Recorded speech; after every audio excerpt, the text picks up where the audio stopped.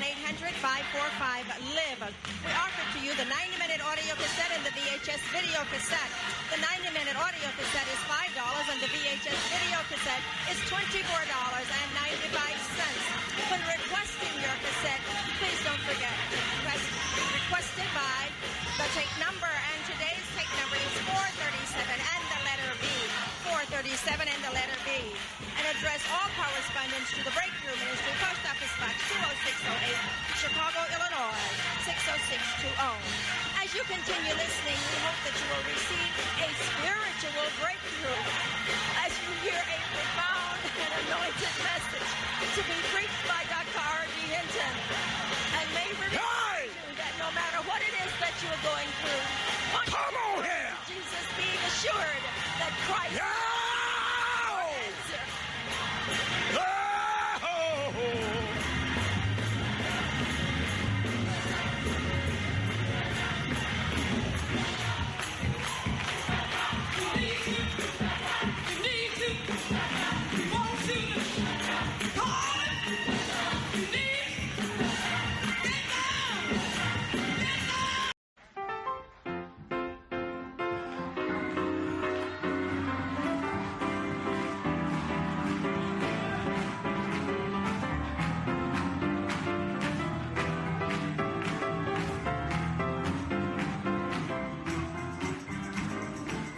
Make no difference what the problem.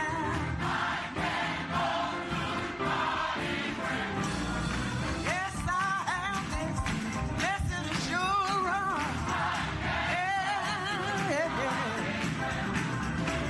He will take my gloom and sorrow, turn it into light. Yeah, he will comfort, strengthen, keep me.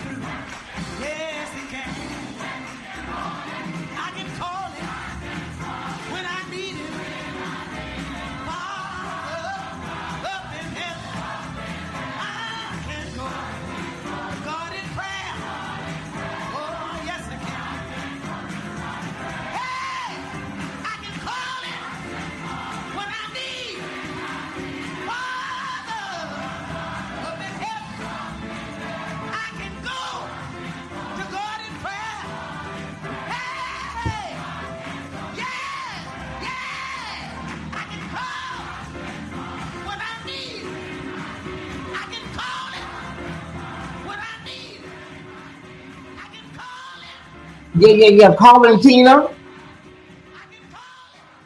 Calling Tina. Calling. Call him on a three-way. I can call him when I need him. I can go to God in prayer. That is the late, great Albertina Walker, straight out of Chicago, Illinois. I am so elated that we have reached nearly 300 people in the chat, and we have only been on for about 7 minutes. So thank you so much, all of you, all of you. I am feeling a lot better. Thank you so much for even acknowledging that, Lindy and Callie. But let me tell y'all something. If you have any kind of sinus problems, it can really be not debilitating, but interruptive, right? Especially if you use your voice for a living. I use my voice for a living. Yes, I do. I don't know what these lights, the lights are giving tonight. We just gonna have to make it do what it do, everybody. Okay, so if you can put some fire flames in the chat, because this is really a hot block night.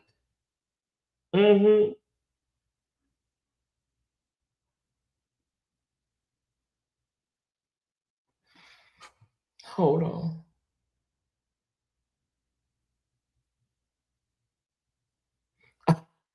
I just got your message, Crystal. Okay, everybody, make sure you put some fire flames in the chat, because yeah, it's one of those nights. We're not gonna be long. We're not gonna be long tonight. Sunday nights we don't do the more music driven show is on Wednesday night, and so on Sunday night it is more story and topic. So we don't really thank you, Mona.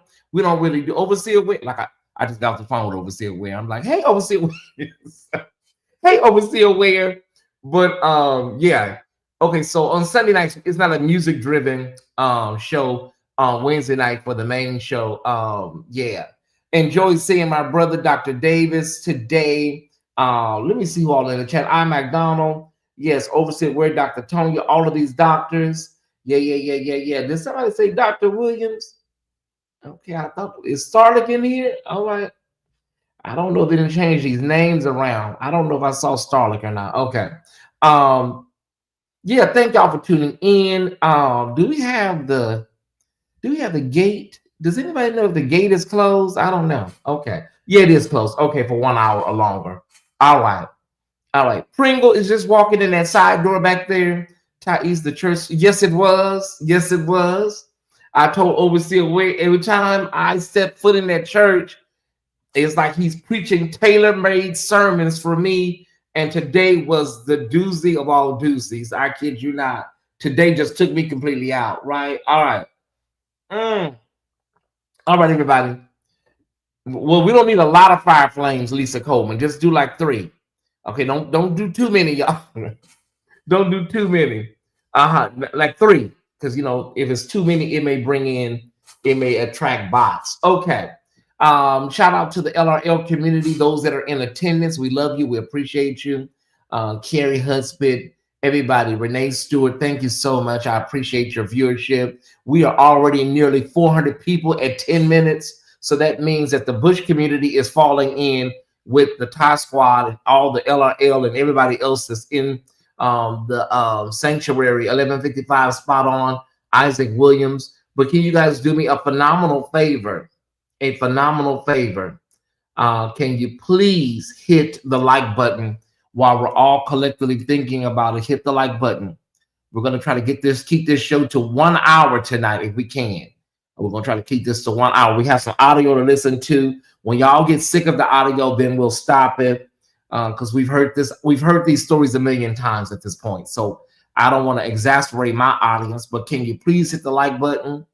Wow, we're at 400 people. We're at 400, and it's just we're just 10 minutes in. Okay, so we're at 150. If we can do 200 likes, I would really appreciate it. I think the pop hand lady would appreciate it too. Hello, everybody. Come on, get your stuff. Go get a washboard. Go get a pop pan. Go get a box. Come on. Come on. Y'all come on in here.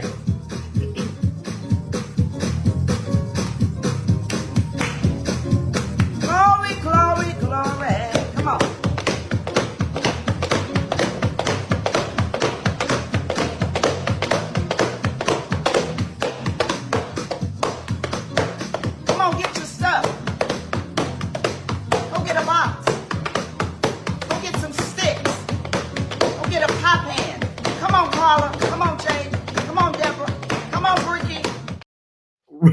Ramel, I'm not messing with you, Ramel. I cannot.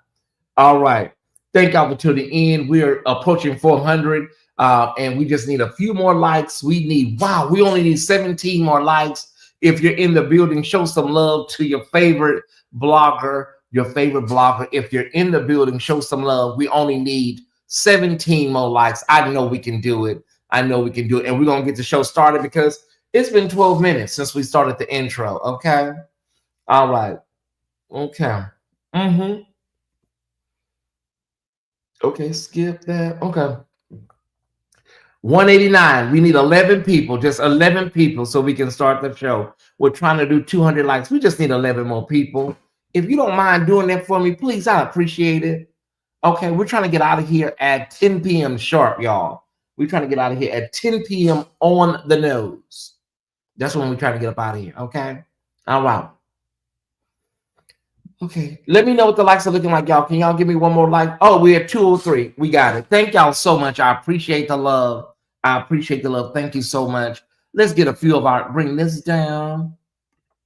And let's get some of these announcements out of the way. We don't have many. We have not been really doing these announcements really heavy. Okay, so Bishop J. Drew Shear. The theme for, I believe this is the theme for 2026. Okay. Answering the call. And a vision appeared to Paul in the night. There stood a man of Macedonia and praying for him, saying, come over into Macedonia and help us. Okay. Acts 16:9. Okay. This is the theme, y'all. This is the theme. Is that the thing, y'all? Is this the thing? All y'all, the Church of God in Christ delegation sent me this. So I guess this is the thing for 2026, answering the call. Honey, child, the call is coming from inside the house. Okay. The call is coming from inside. Somebody pick up the phone. Answering the call. J. Drew, telephone. It's chosen vessel. I couldn't resist. Oh yeah, I'm sorry, y'all. I'm sorry, I couldn't resist. The call is coming from inside the sanctuary. All right. Have you checked on child for real? All right, and we're moving. If you're a fan of Tasha Cobbs, you know her new album is highly acclaimed from the critics and people that enjoy her music. Just a quick announcement: she will be on Jimmy Kimmel. That is tomorrow night, and that is 11:35. That's right after your nightly news. Tasha Cobbs, it's kind of huge when gospel artists, get to these mainstream shows. It's very huge. Normally it's just CeCe Winans, but Tasha Cobbs Leonard and Grammy Award winner John Legend will be Tasha getting that bag for real. They will be on the Jimmy Kimmel Show live tomorrow night. So if you're up and we finish Rip from the Headlines in time, go over and check it out and support our girl Tasha Cobbs Leonard. I've kind of forgiven her from some things she said in the past. I'm allowing her a little grace. I'm giving her a little grace. Yeah, I am. All right. Okay, so John P. Key has a new album, and it's important that you check it out because I'm hearing that it is fire. I'm going to listen to it probably tomorrow while I'm running my errands. It is called Throwback, An Evening with John P. Key, and it is part 1, and it's available on all digital platforms: Apple Music, Spotify, YouTube, Amazon Music, Pandora, and Tidal. The Prince of gospel, John P. Key, is available with new music. It just dropped Thanksgiving. So let's check out Uncle John and see what's going on with him. It's gonna be fire because he's just truly a genius. Oh, it is? Okay, Miss D, I'm gonna definitely check it out. Because sometimes you just want to hear something when you're walking through the mall in your earbuds while you're dealing with this.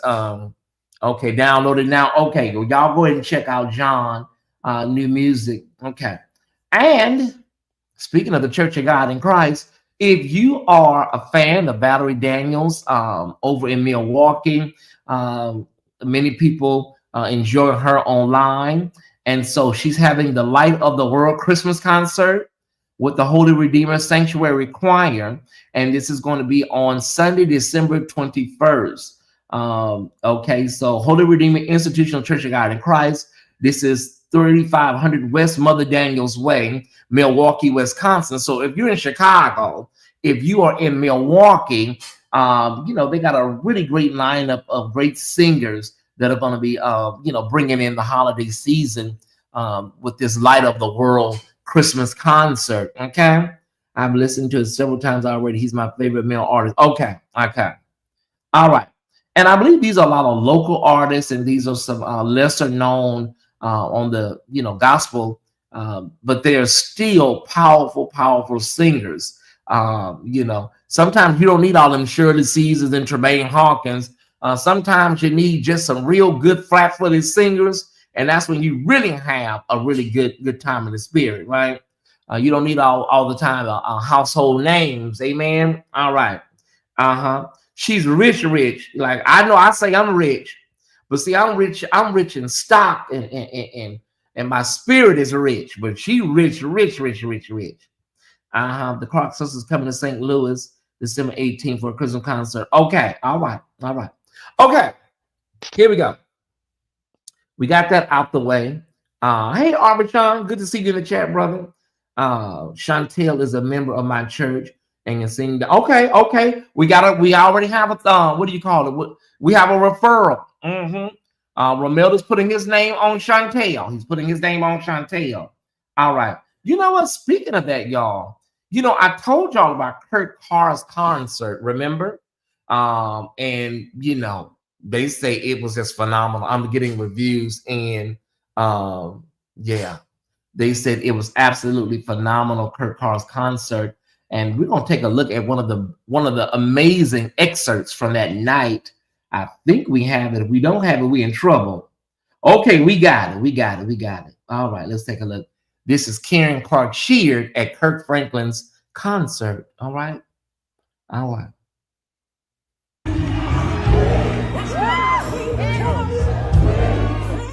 Okay, what did I say? Did I say Kirk? What did I say? Y'all know I'm reading this thing, and what Kirk did I say? Stop that. I know what I probably said. I said Kurt Carr. Huh? Did I say Kurt Carr? I'm reading something and I'm talking at the same. I said Kurt Carr. Oh, that's rich. It's okay. I said Kurt Carr. Y'all know, I'm glad my squad know me. Y'all know I've been Kirk Franklin. All right. Okay, wait a minute. Okay, Karen, come back, baby. Come back.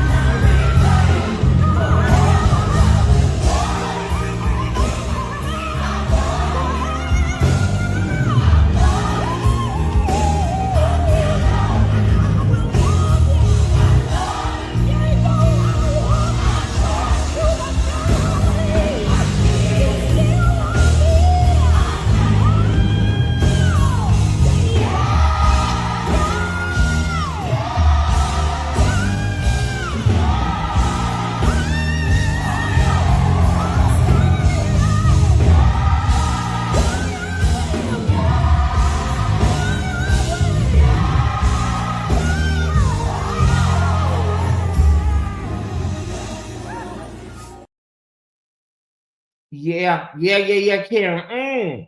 Y'all give it up for Karen. She said she gonna praise him. I like this look. Okay, you know what? That dress is getting mixed reviews. It's okay. It's getting mixed reviews. Some people say it looks like some sort of you know, rash, and some people some people feel like, you know, it's really a beautiful white dress, you know. So it just depends on, you know, some people just, you know, some people always critique here in Ty Squad. It's, you know, it is what it is. Yo, I don't know. I ain't got nothing to do with it. I'm just gonna run on and see what the end gonna be. I ain't got nothing to do with it. Ty Squad. I don't. I know what they say, yeah, you got so you know everything else. I don't know. I don't know, Ty Squad. I just want to thank God for Jesus. That's all I want to do. Okay. I see my boy Zebulon on background. Oh yeah, Zebulon Ellis. Yeah, that's what I say. It looked like a rash or something. Well, Kirk, you did a wonderful job, and I can't wait to see the video when you release it. But Kirk, it's time for our praise and worship. I gotta give the Ty Squad something. We've seen this video 1,000 times, but we're gonna watch it again. So, Kirk, thank you, Kirk. All right, Kirk. All right. Y'all a mess. Somebody just sent me a cash app. Who was it? Miss Renee, thank you so much for $7.77. I appreciate it. All right. I appreciate it. Thank you so much. Okay. Now let me bring our let's set our atmosphere. We're gonna go ahead and play this. She is singing. Ty, you holding back. I'm holding back. It's a white dress. I don't know. It's a white dress, y'all. It's a white dress and stuff. Diane, come on, baby.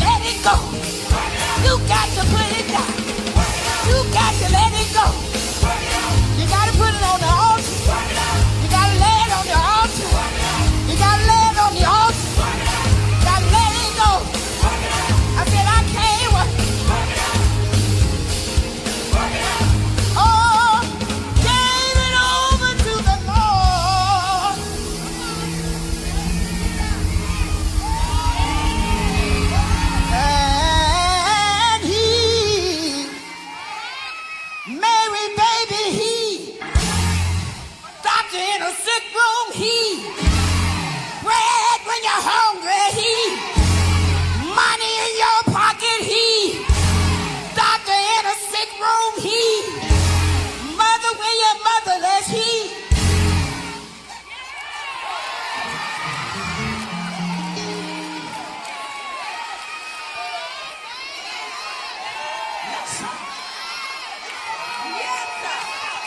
You're looking at somebody who was in a wheelchair for a year, was in a nursing home for 2 years.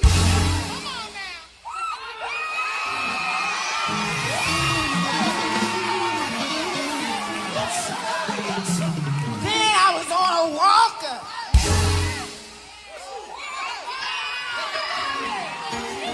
And then I was on a cane. But look at me now. Get me working. Get me working. Shout yeah. Yeah. Yeah.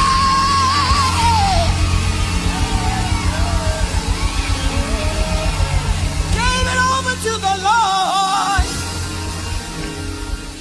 And he. Vashawn, I know this wasn't on the.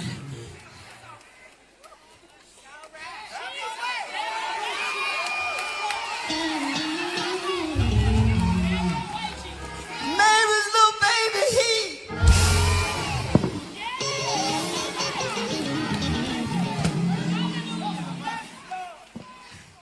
Doctor in a sick room, he. Bread, he. Mortgage payer, he. Light bill payer, he. Gas bill payer, he. He worked it out.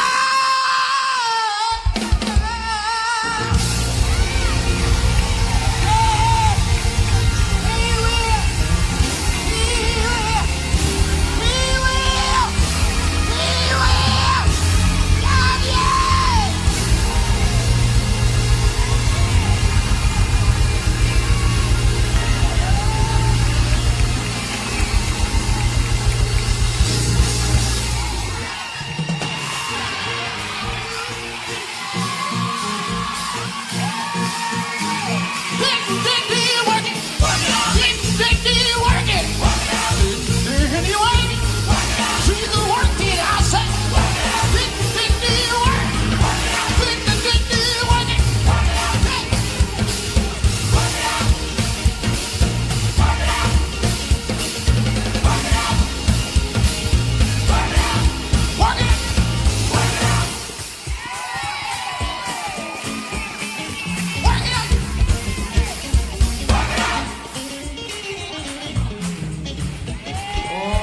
Somebody to give God glory for this legend.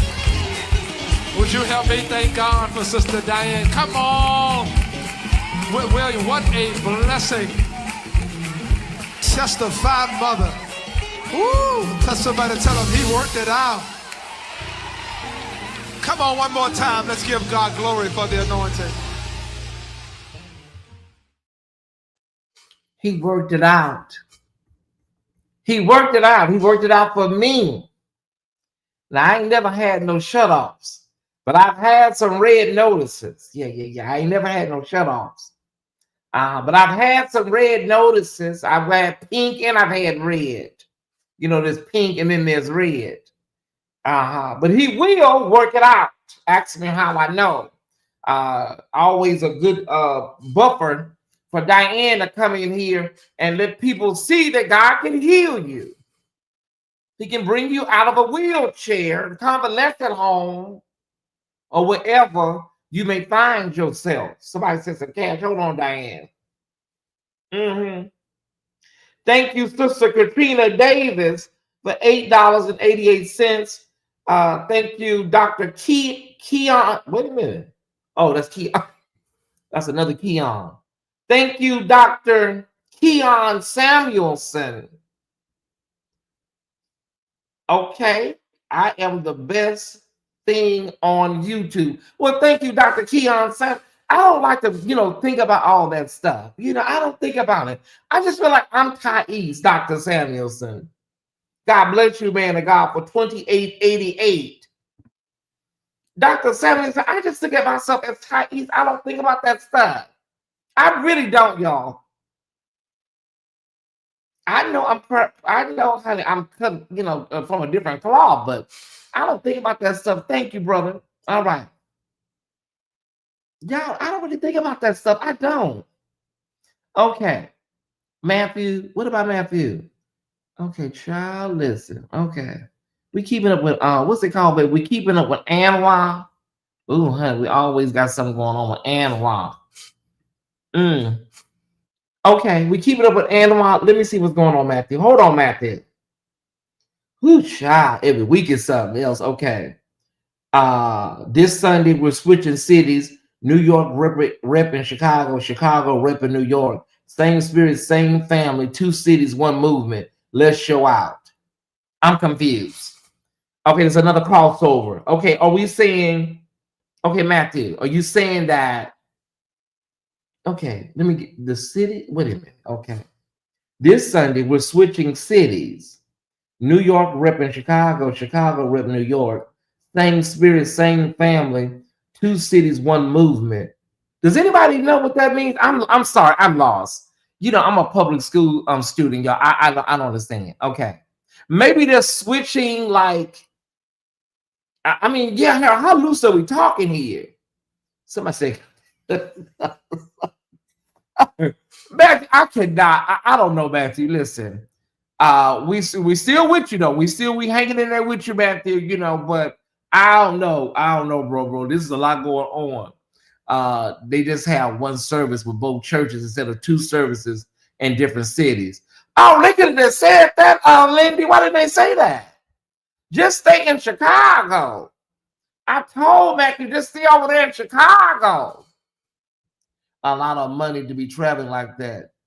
I'm confused, but I think Lindy got that thing broke down. Okay, they just have 1 service with both churches instead of 2 services in different cities. I'm still confused. Oh, you talking about virtually? They have 1 child. Okay, never mind. I can't do it. I'm sorry. I can't do it. I've tried. I've tried. We gotta break that thing. Whatever's going on, we're gonna break it. The yoke of the devil has been destroyed.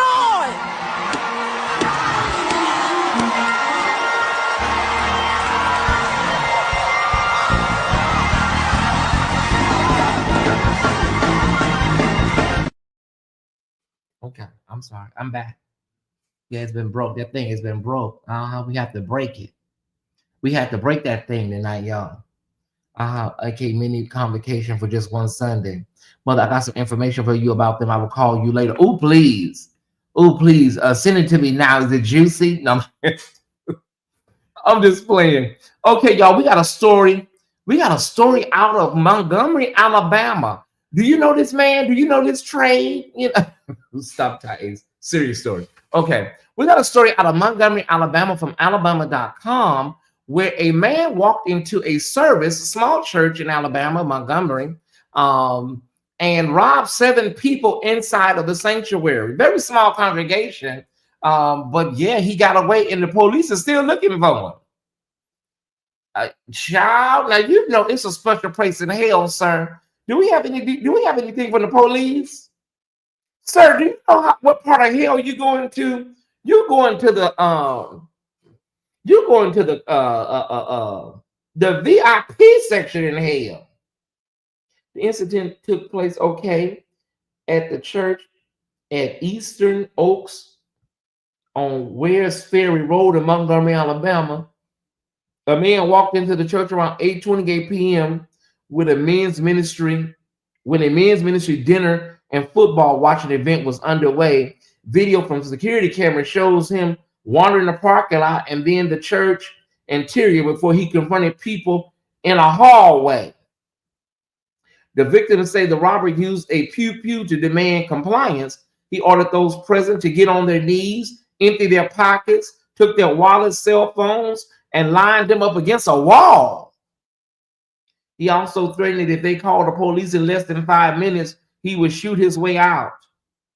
Police say 7 people were robbed in total. Thankfully, no one was physically injured in the robbery. Somebody said it sounded like an inside job. After the robbery, the suspect fled in a vehicle just 11 minutes after first being seen on camera. As of the latest reports, the suspect remains at large. The Montgomery Police Department is actively seeking information. The community, including the church's leadership, is encouraging anyone with tips to contact either Crime Stoppers or the police department. If you see this man, they say don't approach him because he is who would approach him? The suspect is considered armed and extremely dangerous. Child, if I see him, I'm gonna ask him, do he know the way to San Jose? He got $148. That was a very small church, sir. How much were you expecting to get? So some of these small churches with 20 members, it wasn't even, I don't think it was a service. I think they were having some sort of Men's Day event. How much was you expecting to get? What did you think you was gonna clear? Y'all, I cannot. I gotta move on. I gotta move on with the show. I have to move on. I can't do this tonight. Okay. We have, who is it? Oh, that's that man that married that woman after his wife died. Okay, I got it. Okay, so Tony Evans has installed his son, Jonathan. Okay. Y'all, let me tell y'all something. I haven't seen, I don't know if anybody has seen this, but I haven't seen a church succession of somebody outside of the family in years.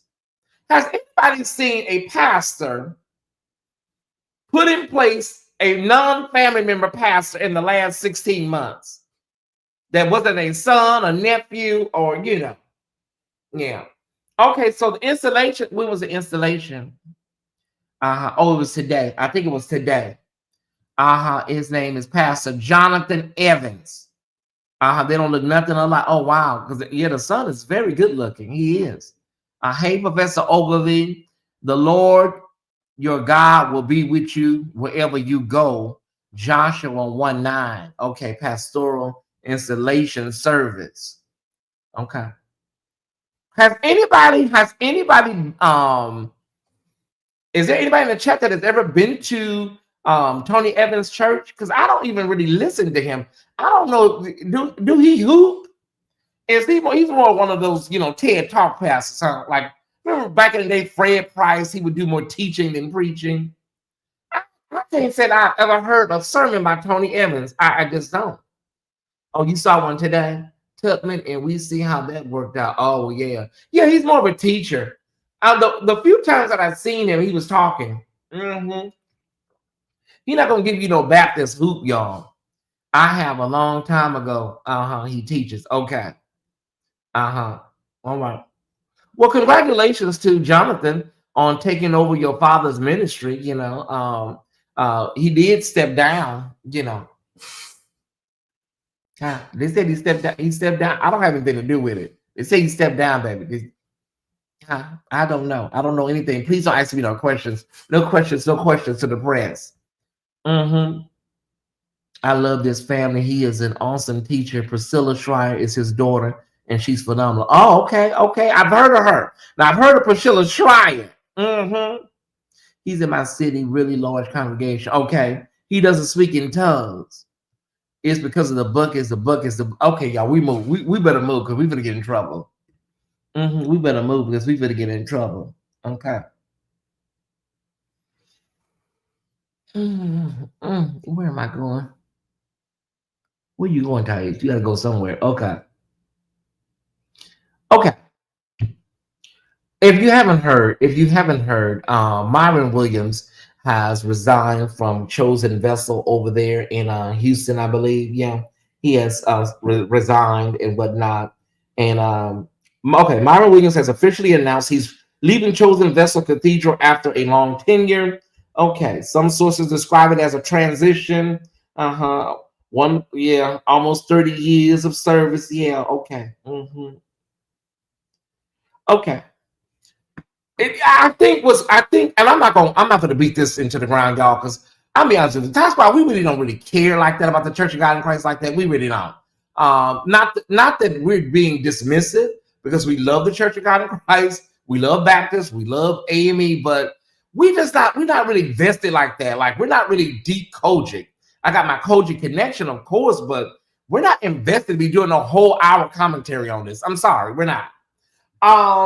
But I think people are looking at the fact that Bishop Sheard asked him at convocation, some questions, and then Bishop Sheard basically said, like, there are a lot of people that have, dual memberships and musicians that work over here, and that's what he said. So,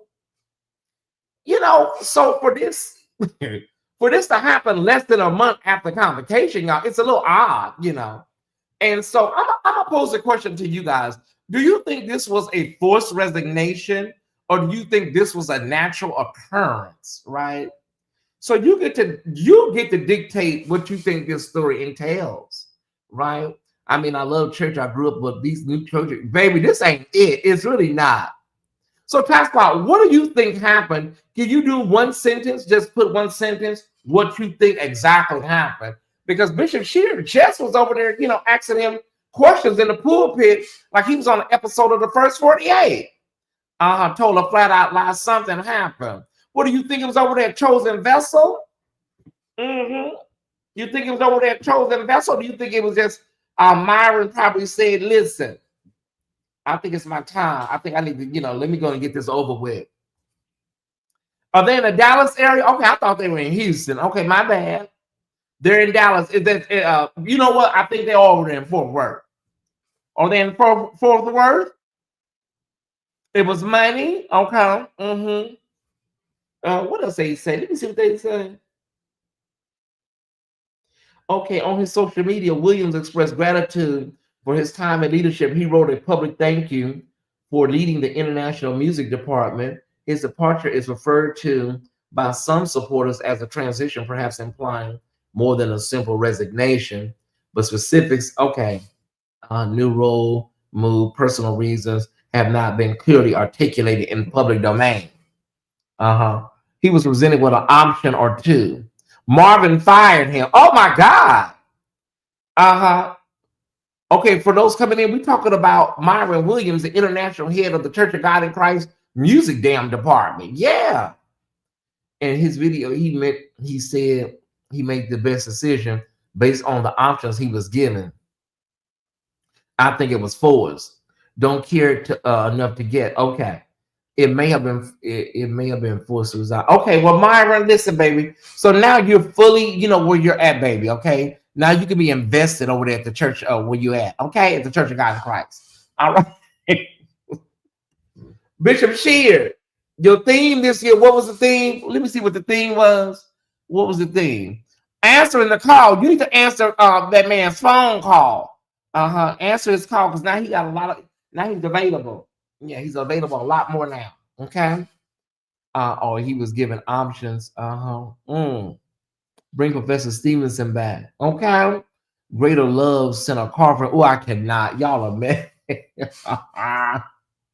Oh, he's still not coaching. Oh, wow. We're going to get about this, y'all. We'll be here all night. All right. I think we're down to our 3 stories. Let me make sure we got all of them lined up. Okay. By Bishop Sheard. Okay. I think we have them all lined up. 1, 2, and 3. We have them all lined up and we're ready to go. Okay. I want to start with Sam Collier. This is a pastor, an ex-Hillsong church pastor. Remember, he was over at Hillsong and he resigned. And after all of that, Hillsong fell apart. And so now he's an Atlanta-based pastor, author, and media personality. In 2020, he became Hillsong's Atlanta lead pastor. He was the first Black lead pastor in the Hillsong network in the USA. In March 2022, he resigned from Hillsong Atlanta amid the wider Hillsong global scandal, as I just mentioned. and relaunched the campus as Story Church. As of 2025, he is listed as lead pastor of Christian Cultural Center Atlanta, or CCC. He married Toni Collier in 2015. She's a well-known speaker and the founder of Broken Crayon Still Color. I like that kind of teaching. If y'all are all standing up, I need some of y'all to sit down. Yeah, if you're standing up, sit down. I saw him over there on this man. I saw him over on Willie Moore. I watched the interview. We were all. I said at the time, I said, "What? You know, he not really. Well, Willie. Them interviews really, you know, those are just, you know, get to know the person interviews. Willie don't really. That's not Willie style, y'all. So I said it then with this man right here. I said it was something. I felt it. I said he just didn't open up. But let me keep reading. All right. All right. Sam responded. Okay. In December 2023, Toni publicly announced she was filing for divorce, stating she had endured years of repeated acts of infidelity. Sam responded at the time by accusing Toni of being a liar and an abuser. I remember a statement he later walked back. He has continued to deny that he was unfaithful to her, even while admitting to unspecified mistakes. Okay. Okay. Now, she said this before, but it didn't get no traction. But she went on another podcast that's more popular, and now it's getting a lot more steam. Okay. All right. The story that's resurfacing now comes from recent interviews Toni has done. Specifically, she was over there with Lecrae. Okay. Mother Toni was over there with Lecrae. What y'all want to know what she said? Y'all want to know what he said, Crystal Marshall? What she said, the wife, the ex-wife.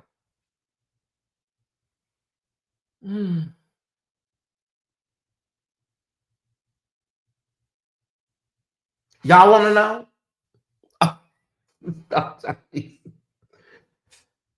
Okay. She says that 2 years ago, while she was in Nashville filming with TBN, Sam called and said he was being extorted. Our sourcing on this is the Christian Post. She said that he called her and said, "Baby, I'm being extorted." He allegedly told her that he had hired a prostitute and later revealed to be a transgender sex worker, and that this person had obtained a video of him. My God, today. Whew. Okay.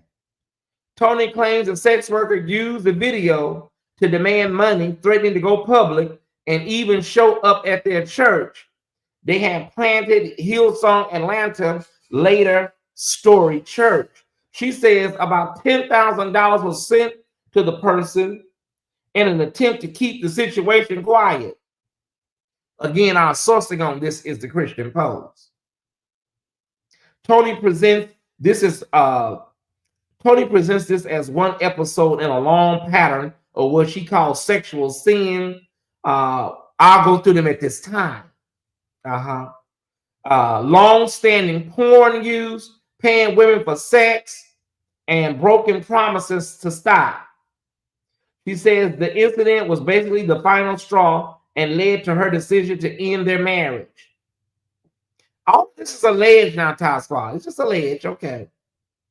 The Reuters report and Faithfully magazine say they obtained a 2023 police report. That report, according to their summaries, showed that Sam told police a transgender man was extorting him, was harassing him and trying to extort money. Okay. And that the person was making up lies and false stories to spread if they weren't paid. This is the same thing that happened to damn Matt Barnes. Sam reported an extortion harassment situation involving a transgender individual. I'm confused. A trans man or a trans woman? Oh my God, that's different. It said trans man. Unless they're mixing it up. Okay, he denied in several interviews that he committed infidelity. Okay, of course he is. Sir, we'll just take you for your word. But they say you was over there with, allegedly, you was over there with the transgenders in that hotel room and motel room. Oh my God. A trans man? I think they mixed that up. I think they probably mixed that up. Trans man, Ooh, gee whiz. All right, fam, you take care. But you can free yourself if you just get on that damn microphone and just empty your guts and tell everybody the real deal. Some of y'all will get so light, you'll feel so free if you just tell everybody what we already damn know. I like a little, freak, a nasty action. Can I get some trigger warnings from all of my mods? This story came from me from a Tyesse Squad member over in Florida. This came from a Tyesse Squad member over in Florida. I'm going to provide you with a link at the end of the show so that you can watch the extended interrogation. Let me write a note to remember to link to squad. I need some trigger warnings. This came from the Tyesse Squad in Florida. Okay. Okay, let me see if we got this. We got it right here.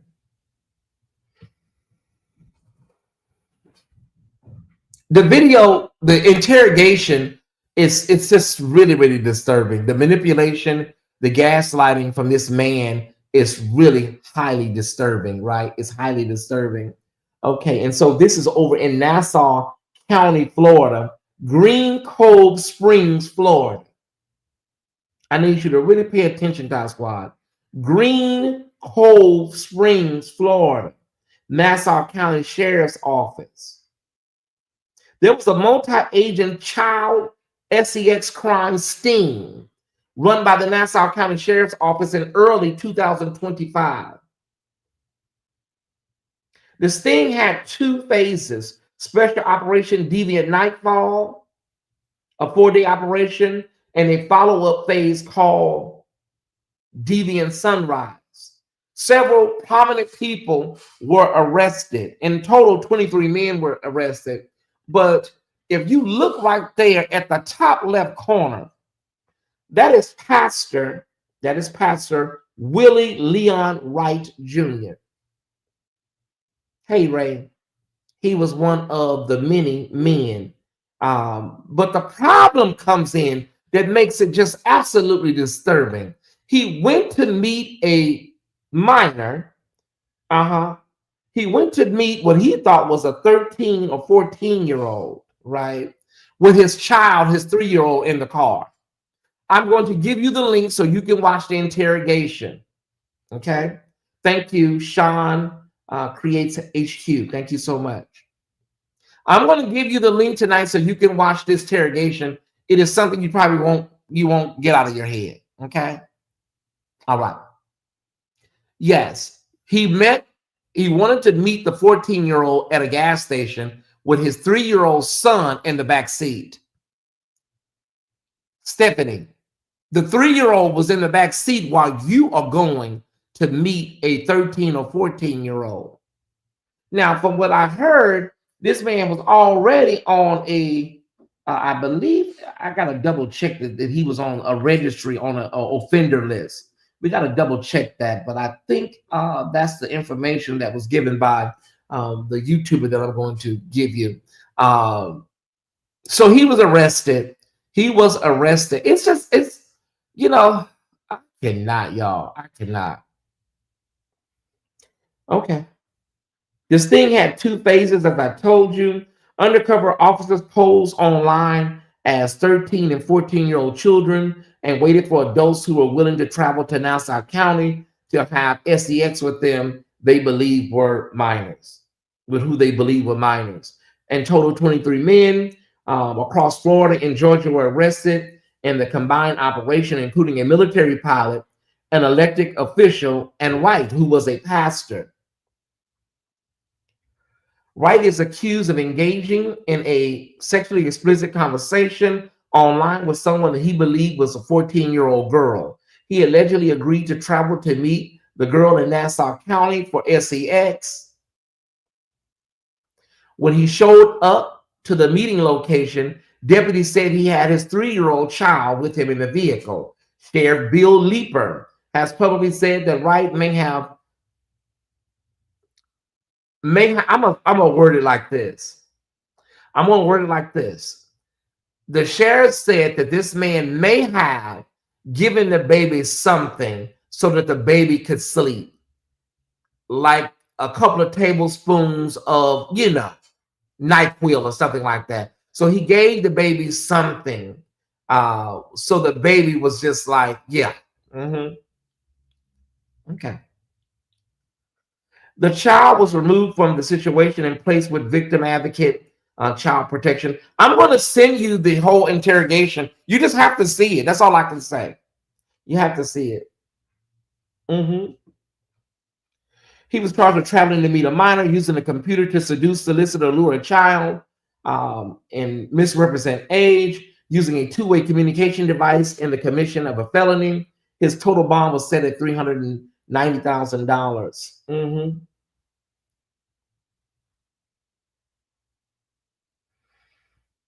Okay. We're trying to figure out what was the status of the arrest. I'm trying to figure out, Ty Squad. I don't okay. I'm not finding out any updates on his court dates, or if anything happened as far as bond. We're trying to work on that. I'm gonna try to get that to you sometime this week. But he was arrested, he was taken into custody, and he was given a bond the next day. You'll see that on the video. Okay. You can see him here you can see him there in the interrogation room. Yeah. And he talks to God. He talks to God and prays to God in the interrogation room. You will see that as well. I will make sure to get the link to you. Okay. Okay. I just don't know. I don't know what these men be going through. Dr. Tonya, if somebody could just tell me what these men are going through, Samara, like what are you thinking? Like, your mind, you got to be out of your mind. Your mind got to be gone. With your baby in the car, child, your mind got to be shot boots. Okay, everybody. I need everybody to prepare for an offering. We're going to get to our final story after we go into our season of giving. We need everybody. It is Sunday. It is the beginning of the week. Our coffers are at 0. We have reset our offering. So we are at 0, and we would like to start the week off properly. If you can help out with the giving tonight, we'd appreciate everybody that's in the audience, everybody that's in the know. We appreciate all 566 of you for coming by here, even the haters, even the bushwashers that never say nothing. We appreciate you. We do. But there are multiple ways to give right there on your screen. Okay, multiple ways to give right there on your screen. And we're going to go ahead and get our offering music. Go.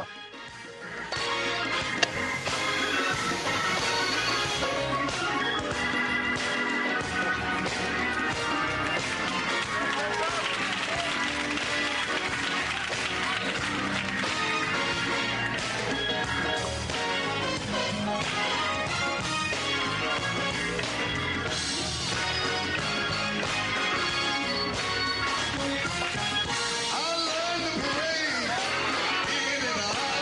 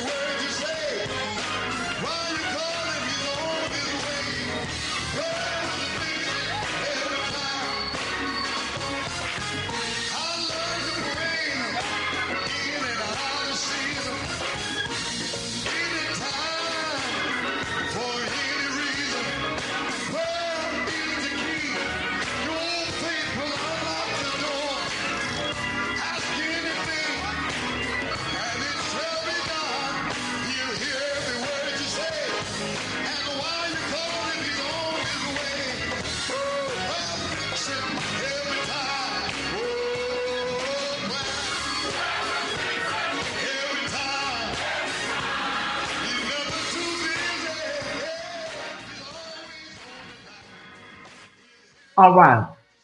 Thank y'all so much. Okay. Okay, that's somebody from earlier. Okay. Miss Renee. Okay, okay. Okay. So nothing's coming through. Okay, listen, we're gonna move on. Absolutely not. Oh, there goes. Okay, it's coming in. I will say, okay, Cheryl Hill sent something. Okay, we have one person that sent something. Thank you so much. Cali Girl just sent something. Okay, it's coming in now. I will say nothing came through. All right, it is Sunday. All right. So let me just say, hold on one second. It's coming in. Okay, now it's coming in. Okay, Peaches 777, Cali Girl 777, Cheryl Hill $12.07. Those are the options to give: $12.07 or 777 or whatever number you would like to give tonight. We ask that you do that. We are 44. Oh, well, you know what? Somebody just sent something really big in. Somebody just sent something really big, and let me see who it is. It is RVL, of course, Ariel Duvernay. Thank you for $50. Dorothy Curtis, thank you for 777. Sometimes the cash out, it locks up and then everything just comes in at once. So thank y'all so much for all the love, and we are good to go. We reached our goal and we have $14 overflow. Okay, let's get into it. I just want to say this about this story. I'm personally exhausted. Okay, more cash apps are coming in. Thank you so much. I'm personally exhausted, Stephanie, Timbri. I just don't have anything in me. So I'm gonna play the audio, and we'll listen, and I'm just over it. I am. This is a woman that was over at Kingdom City Church. This is the same story we've heard a million times. I'm not dismissing her experience. This is a woman. This is another woman.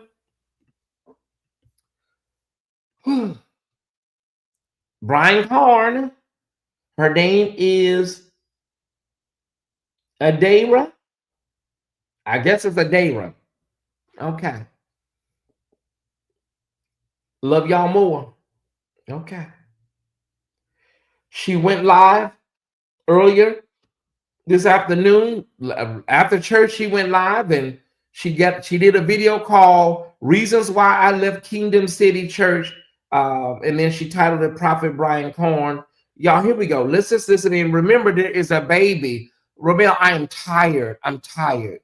There's a baby in the background that she not telling anything. The baby is screaming, beating on the table. So just, y'all, I'm tired. I'm tired of this church. Can somebody call Brian CARN? Larry, if you still watching, call Brian. Text Larry too. Tell Brian to tune in. Ooh, I'm so tired of these people.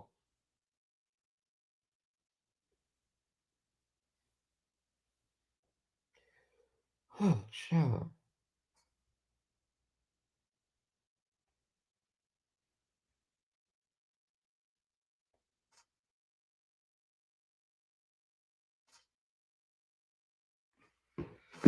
Okay. Do we have the audio for this lady? Ooh, these people are annoying my spirit. So this is the moment. Okay, we know, girl. Hold on. The audio not connected. Battery 80%. Connected to John West 23 Epi. Most people have probably. Okay. Her name is ADAIRA, honey. ADAIRA. I think it's ADAIRA. Oh, child. Waiting for. So this is the moment that most people have probably been waiting for. Because it's like kind of like I just disappeared out of nowhere from this church. Right? This is the reason why I left Kingdom City Church. Prepare yourselves. The reason why I left Kingdom City Church is a lot of different factors.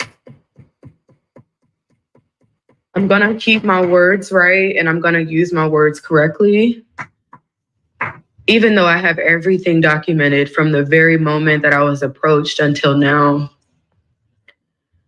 But I feel like I deserve to speak my truth.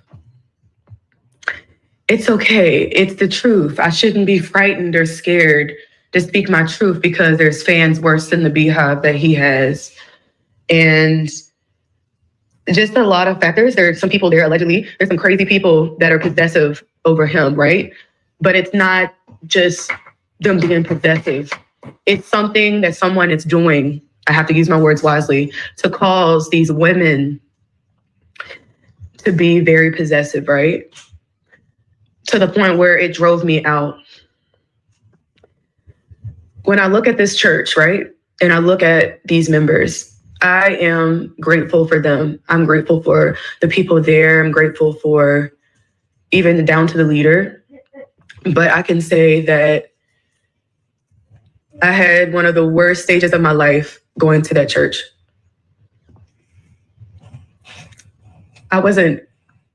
It's like no one saw me. No one sees what you're going through. And you have people that coddle the dysfunction of the leadership going around. These people are knowing what's going on and they coddle his dysfunction. I'm still going through something with this person.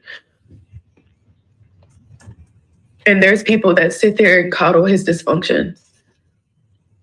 I deserve to speak my truth, and it's time. I joined the church August of 2021. I didn't get so I went to the church August 2021. Actually, the first time I ever went was like the ending of July of 2021, but I joined officially August of 2021. However, he doesn't approach me until via text message January 2023, which I have like the receipts that I could post for that and everything. So I don't get approached until January 2023. After that, we're talking, but I feel a pull to keep my options open, even though he wants me to only talk to him because of things out there, diseases and all these things that he's saying. Mind you, he told me never to share with anyone, don't talk to about anyone, which I have a text message of his very first approach that I can attach here. I just felt like at first it was very exciting because I'm like, oh my gosh, this amazing person, like he's like a king to all these people, like he wants me. Oh my gosh, like it can be so exciting until you realize, right, that there is probably way more people allegedly that he's communicating with and talking to in the church and be out of the church.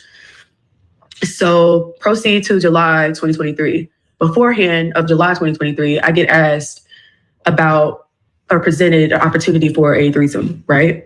So I don't want to say the girl's name, but the woman had already came out about him this year. That woman, he was like, she's going to text you and all you have to do is say yes, da, da, da, da, da. Like it was like a setup, like he knew how to set this thing right and set up the threesome. Wait a minute. Did she say a threesome? That other lady said, oh, child, that's the other lady said. Stephanie, did she say a threesome? Ooh, Brian, allegedly. So we ended up meeting and basically the threesome happened, right? Wait a minute. After that, him and I proceed to communicate, but then I send a text message like, hey, I don't know what this is, what this relationship is. I can't, like, I just don't know. I don't know what this is anymore, so I don't know what we're doing. So I ended up sending that text. He's like, I'm not going to chase you, yada, yada, yada, whatever. Boom. I found out I'm pregnant, right? I didn't have the greatest moments in my life. And I had to let him know that he could be a potential father, potentially, like he could be one. Mind you, I had the worst stages of my life going there, so I take accountability for everything that I've done. I had a moment where I had pretty much almost like a one-night stand. I had, whether it was that or whether it was... No. Wait, sweetheart. Wait. Oh, no. You said he may have been the one. If he may have been the one, that means you were having unprotected sex with other people in the church or while at that church. You was over there doing, that means you're not using condoms, mama. You don't just talk over that, sweetheart. We're not gonna do that, not here. You was having, you a free spirit. Did you hear her, Naida? She said he may have been one of the ones. One of the ones. Was with allegedly Prophet Brian CARN Jr. I proceed to let him know that I'm pregnant. He's like, oh no, who's about? I'm like, I don't know, because the other guy was like the 16th of September, and me and him had sex September 26th. So it was like 10 days away. So I was like, oh my gosh, I don't know, like, what is going on here? Like, no matter who I was trying to move forward with, he always kind of came in, whatever. I let him know that I'm pregnant. He proceeds to state, well, why don't you consider, an abortion? Like, are you going to continue to drink? Are you still going to smoke or whatever? So I'm like, oh my gosh, I feel all this pressure on me. So in my head, I'm thinking maybe I should go ahead and schedule it. Immediately was like, nah, I'm not even going to go that route or go that way. I don't even want to go that route, because I can't live with the thought of doing something like that to my child. Well, he starts checking on me, periodically during the pregnancy. And the baby's here. I do everything alone. The entire pregnancy, I'm really more so focused on the other guy. We're going to call him John. So I'm not really thinking anything of Prophet Brian CARN Jr. No, baby, you can't just call the other man John. We know that's not his real name. I'm going to just call him John. You call him Brian CARN by his name? She's like, oh, we just going to call him John. Girl, you know what? I cannot. And really approaching him about it, because I'm like, it's impossible. There's no way that he could be a potential option, even though I know they were only 10 days apart. And I take full accountability for that. I'm not ashamed of anything that I've done. I'm just not. There's nothing that anyone can pick on me about, or I'm very open about it. And it's like from there, after she was born, I'm doing everything on my alone, but a lot of the sisters from KCC, they were helping me a lot, which was tremendously amazing. Like, they just came in and they kind of stepped in, them not knowing that he could be a potential option. You know what I'm saying? Apparently someone did spread around that it was his child, but that was just them just spreading stuff around, probably because I was cute and whatever. So speed forward, I finally ended up approaching him this year, right, about a DNA test. He calls me a week later. Mind you, I did it via text message. So he proceeded to call me a week later, and he's like, hey, I'm not ignoring you. I'm going to take the test. Like, I'm just letting you know that I'm not ignoring you. I'm going to take this DNA test for you. I'm like, oh, yes, finally. Like, I'm like, oh, yes, finally, like, victory could finally be held just for my daughter. Because none of this is about me. None of this is about them too. It's more so about my child and like her getting the justice that she needs. Also with me having to do everything pretty much on my own without my parents. I'm so grateful that, I was able to purchase a property and everything that pretty much on my own. I'm just so thankful that God presented me the opportunity to do these things. Well, next thing you know, like, I try to look to see if, like, I don't know, something told me to go back to our text messages. I go back to our text messages. It's completely green. Ma'am, could you get that little girl, please? Damn. Get that little girl. So either his numbers change or I'm just blocked. Whatever. I find out that I could be potentially blocked, but then he still proceeds to call me from no caller ID. And he's like, hey, I'm just checking on you. I don't want anything. He would call me from no caller ID. So my current boyfriend that I have now was like, oh no, this ain't gonna happen. So I was like, oh, well, you can answer the call, honey. He's like, nah, you got to change your number. You can't be just getting these calls and it's 10 o'clock at night, whatever. So I'm like, okay, well, I'm going to change my number. I changed my number immediately. After that, I never got any calls or anything like that. So months go by. I'm like, dang, man, I really need justice for this child. Like, she doesn't deserve to like not know who her father is, So for me, I'm like, I got to do what I got to do. I go to the child support enforcement office and I finally fill out an application. I put his information on it, and I go and fill it out for the other man, John, as well. And I put his name on the application because I said, no, I can't just go after the one guy. They're only 10 days apart. Like, I have to make sure it's even. It's not because of who he is. Like, I get it. But at the same time, my daughter needs the justice and that she deserves. Like, you have a whole lot pastor that's preaching on a pulpit, but dodging a DNA test behind the scenes. Mind you, I have to sit there and watch all this unfold. And I'm just so kind. But I'm like, girl, it's been 2 years now. Your daughter's 1 year old. You need to figure out this. You need justice for your daughter. And it's all about her. It's not about any of them, right? So I called the case manager about like a couple weeks ago, and she's like, hey, I just sent out the letter. Like, and I was like, oh my gosh, okay, like, you sent out the letter. So for me, I know that the letter potentially got sent or is getting sent, but mind you, I still don't have justice for my daughter, you know, because I didn't have that much of a cooperable men, you know, because of the decisions and things that I've decided to make, which I take full accountability for that. But I've gotten the help that I needed. You know, I took the step to take therapy, and I started taking therapy over the situation. And I got completely sober. I am going on about to be 6 months of being sober from alcohol, from smoking vape, smoking weed. Like, I'm completely sober, and I thank God for just changing my life around. If it wasn't for my current boyfriend that is such an advocate for me and my child, I wouldn't have been able to take those steps. You do have to change your environment in order to be like in that state of. She is talking like that baby is not in the room. Like, baby, just tell your daughter, mommy on the phone, mommy's talking. She is talking like that child is not even in the room. Being like completely sober. So all this is going on, mind you. Earlier this year, I had took in the girl Vashti. I took in Vashti. I could speak about her because she's like the only one that ever came out. She took in Vashti, y'all. Remember Vashti from earlier this summer?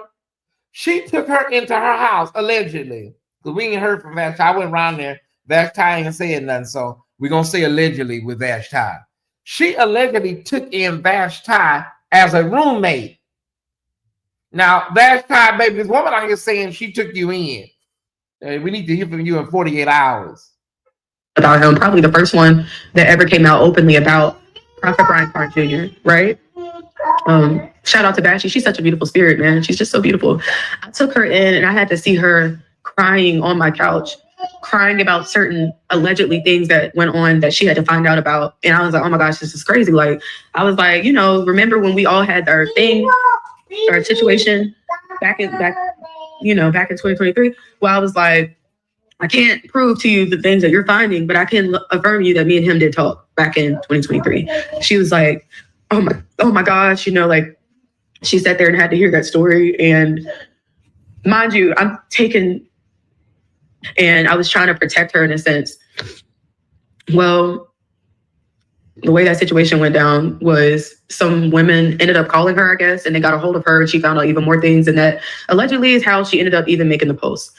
Shout out to her. Vashti is a very kind individual, by the way. And she's such a sweet person. And I just feel really bad for like everything that like happened to her. And I was like, I don't know. It was just, it was horrible. Like the months that I took her in, like we had an amazing time. She really ended up becoming like a real sister to me, but it was really sad just me seeing things that I saw. And like, it wasn't the greatest moment. Like, it was just kind of sad. That's how much of a true sister she was. Everything that I did was purely and solely genuine. And I was like, dude, like, this is insane. Like, what? And then when she revealed to me that they were together for 10 years, I was like, oh my gosh, like I knew they were together for 10 years before she even posted the post and came out about it. It was so hard for me. I was confused because it was just so many things that I had to get clarified in my mind, because I said, no way this man did this, and no way the things that she told me that he did. My mouth was like, not my leader, you know what I mean? Like, not this. And it was way more things. Like, I know so many things that's like mind blowing that I can't share. And out of respect for both of them, like, I'm just not doing it. I'm not sharing anything, but I'm going to put allegedly in like how I feel, because I have to watch my words, because this is somebody very, very powerful. And mind you, like, I'm still frightful of even sharing my story and sharing this. Like, it's scary. Everything that I went through is scary because he's really, really powerful, right? And he has people that coddle his dysfunction, people that know what he's doing. I remember like my last day of pretty much me making up my mind, like, I'm not going back to that church. That was this one lady, we're going to call her Susan. Her name is Susan, right? She knows every single thing that's going on. Mind you, she's still there till this day. She knows everything that's going on about this man. And it's just sickening to me. A lot of them know what's going on with this man behind the closed doors, but they're coddling his dysfunction, which is a little sickening to me. And I'm not going to put them out because they're probably under some type of manipulation, allegedly as well, from this man. He holds a lot of power, right? Whatever. In my mind, I'm like, when this lady called me and she was like, she always talked about him, number one, like always allegedly communicating about him, like possessive over him in a way. But it was something that she did that completely drove me away. It was like just something really possessive. And she also tried to spread around the story about him and I and what happened with us in the situation. And it kind of like drove me out, because then I came in and I started to see like the stares and the people looking at me weird, and it got kind of really creepy. Like, it can get really creepy around there. They're really creepy and really possessive. There's some women that are just really creepy there. They're possessive, and it's okay. Maybe it's something that happened. I'm not sure, but I still care about them too, you know, like it's unfortunate, but there's some women almost waiting their shot allegedly to be a first lady. And I'm like, I don't know. But I was like, you know, I prayed about it, and I don't want to speak out with any type of like ill will intention in my heart and have any like malice in my heart. But at the same time, I'm like, girl, that was your truth. That was your story. If he didn't want to be a part of the story, he shouldn't have been in your story. So it's like, I feel like I have every right to speak on my truth, and maybe my truth can help some women or people that could be in that church still potentially going through what I might have went through, where I had to keep everything a secret.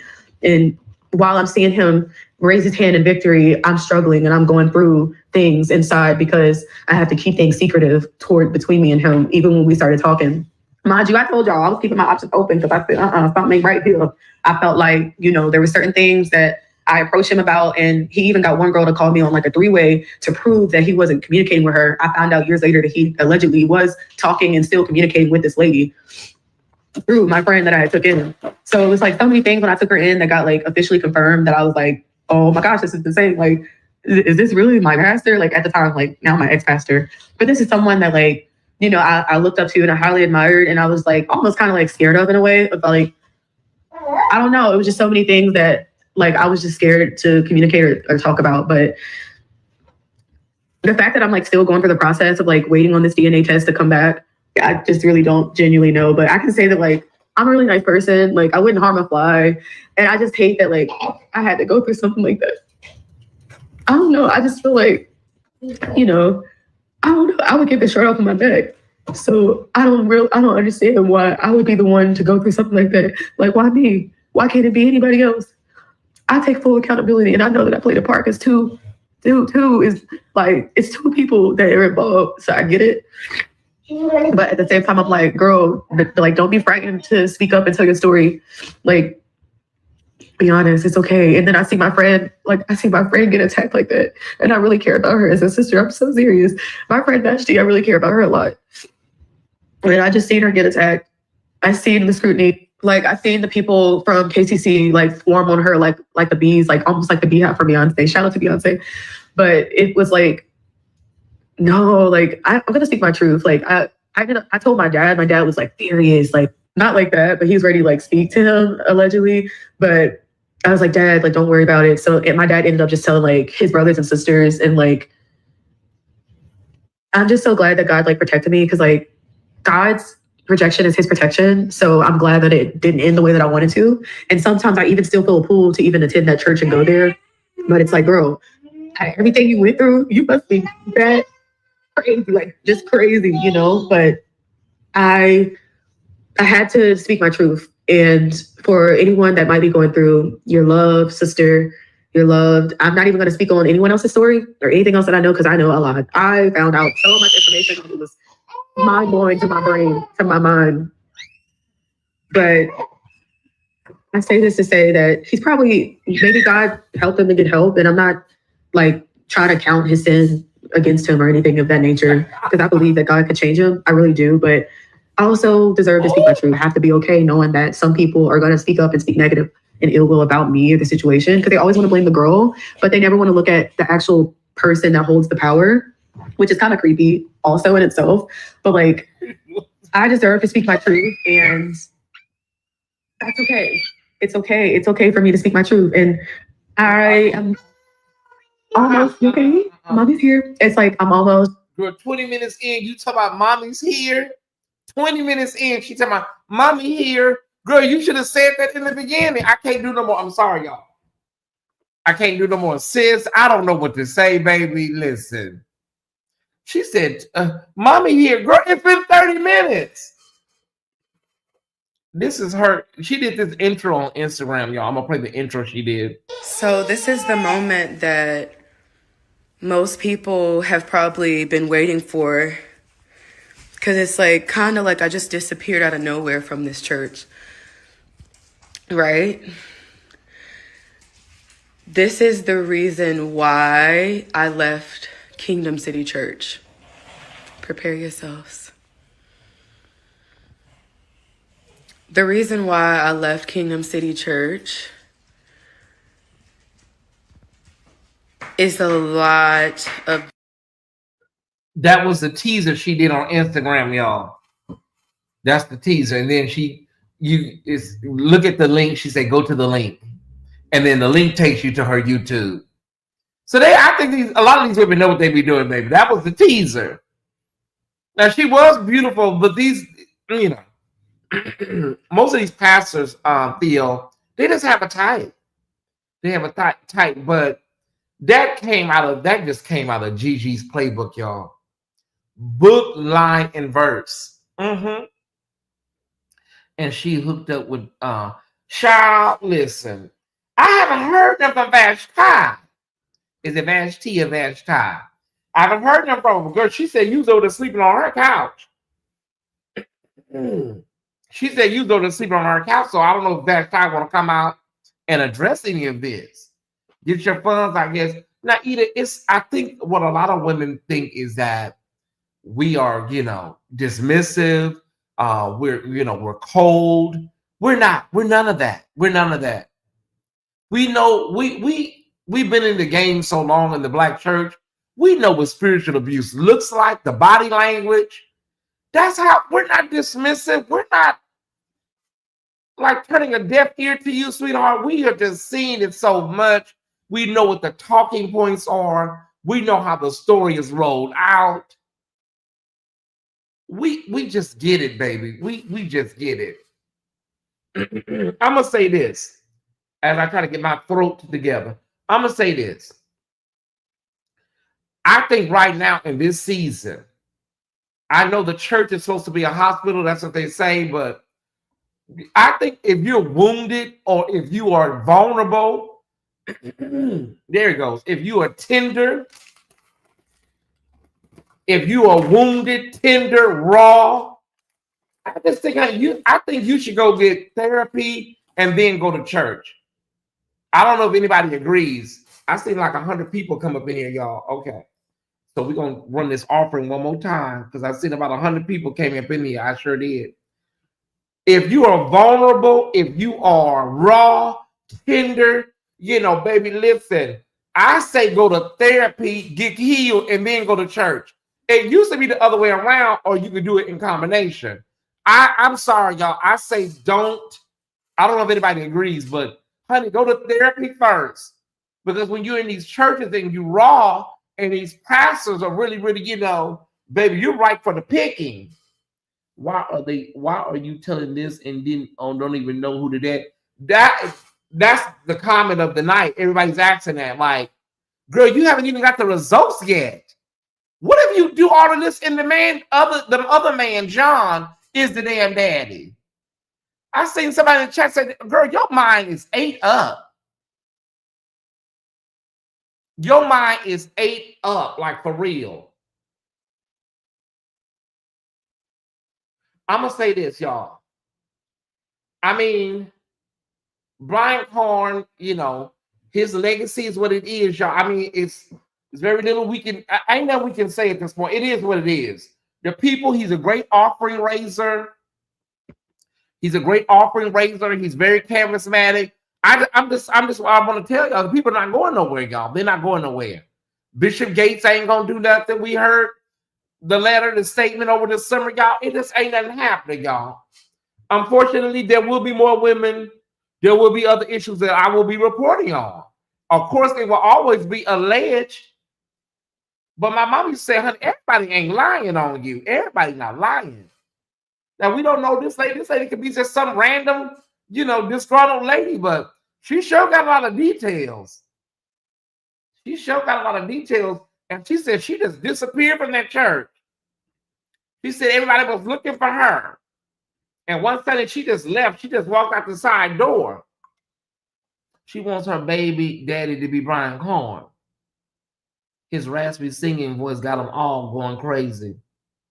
I think what happens is, what happens is, Samara, a lot of these women go to these churches and these men show interest to you and they run game on you, the pastor. He make you feel like you're the only one. Or he may introduce you to a sexual lifestyle you're not used to. Then you feel special. Girl, you're probably number 13 or 14 in his phone.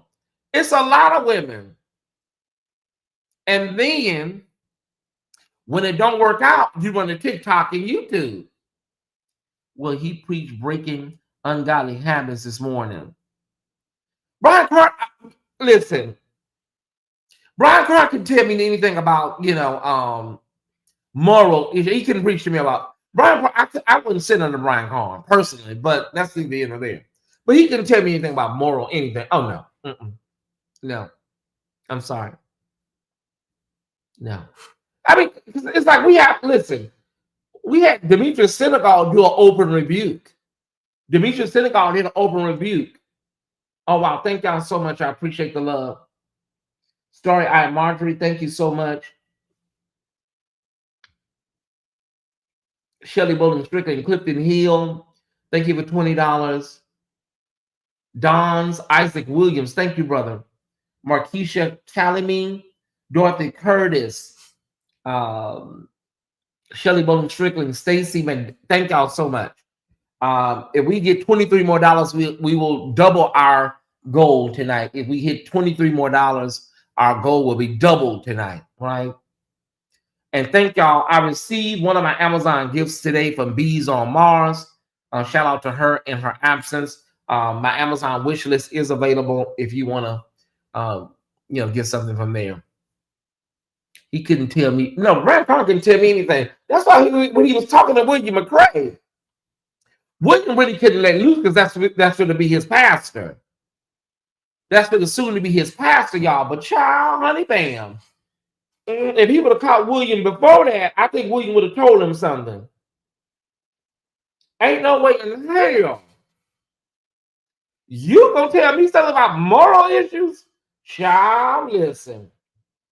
Wait a minute. Okay, we're $23 the wait pass. Why? Because in the pulpit full of fluid and ready to do it. Yeah. We got 328 likes. Let's make it 350, y'all. If you are new here, hit the subscribe button. Hit the subscribe button. And also, if you can you please thumbs up, thumbs up, thumbs up? I just don't know what this lady wants. Ma'am, that's probably not Brian Corn, baby. It's probably not. Thank you, Terrence Myers, for $10. That probably ain't that man, baby. And when that tea come back, girl, do you come out and do an apology, sweetheart? When the tea come out that ain't his baby, do you come out and do a retraction? Do you do an apology? How does it work? Talk to me. How loose are we talking? He had the nerve to tell William that he needs to repent. That's what I didn't understand. And I know William. William did not go there because that's about to be William's pastor. Hey, I need to repent. It would have been a misunderstanding. I would have went viral that day. I just don't get the attraction. I gotta be able to look up at you. Child, now a lot of people say he got dreamy eyes. And then he got a big old bread basket, because that's still her story. Okay. Are you saying that? Let me make sure I got you. Are you saying if the baby is not his, she don't have to do any type of, retraction or clarification? Is it because it's still rooted in spiritual abuse? I think I understand what you're saying. Because it's still rooted in alleged spiritual abuse, alleged spiritual manipulation, then she still has the right to stay it, and she don't have to come back and do no. Okay. Biggie back there. Okay. Pump, I cannot, y'all. That other man got mad. He don't like when you talk about his booty. What's that man name? Prophetess A, thank you for $12.07. What's that man name? Prophet Bum Bum. You don't like for you to talk about his booty. Yeah. If anybody want to come up, and we're gonna get out of here, y'all. I want to come on and bring y'all just the hottest of the hot of our church culture tonight. Not a lot of fluff, okay? If anybody want to come up and you want to lend your voice to the conversation about church hurt and sexual spiritual manipulation, now will be the time to come up. Feel free. Thank y'all so much for the donations tonight. You guys have been amazing, absolutely amazing. Prophetess A, Terrence Myers, Clifton Hill, thank you. Anybody want to come up? Some of these women in the chat should be able to hit the link and say, well, this is what happened with me, or let me speak to the young lady. Is there one woman in the chat that say, I'll come on and say something about this. I'll give it a little sound. Are we approaching these women too harshly? Are we judging them too harshly? Are we like the men that had the stones in their hand that Jesus made put down? He made them put them stones down. And then he rolled something in the ground.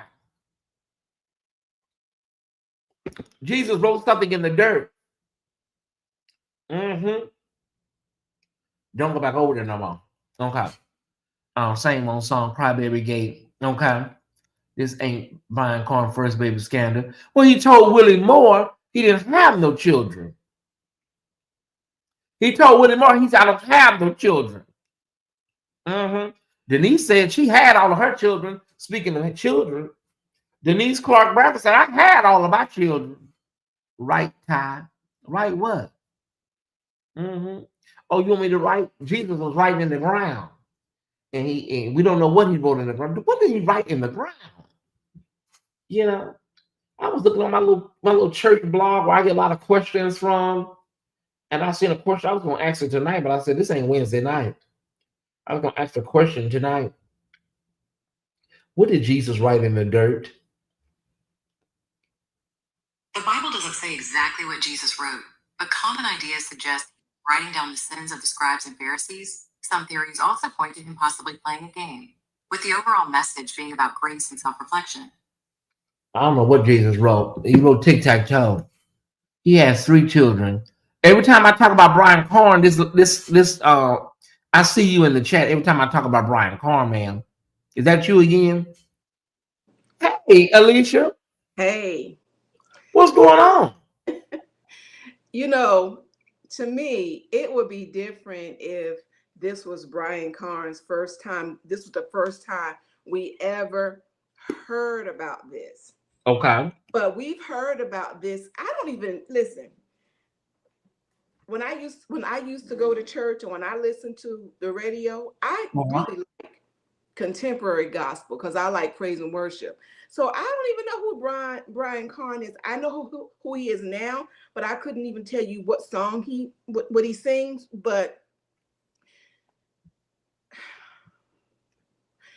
you knew what he was about.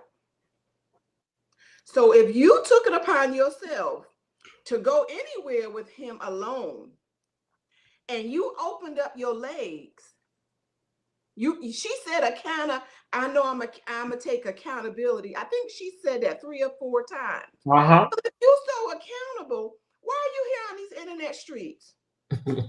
Now, if it isn't his baby, now you put him on blast because now everybody know he was messing with you. So yeah.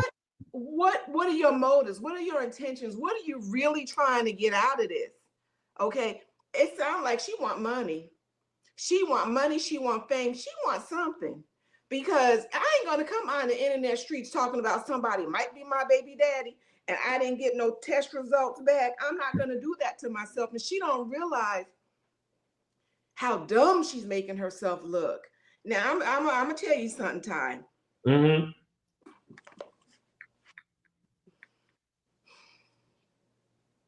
I mean, I'm not ashamed now, but I've been in that situation.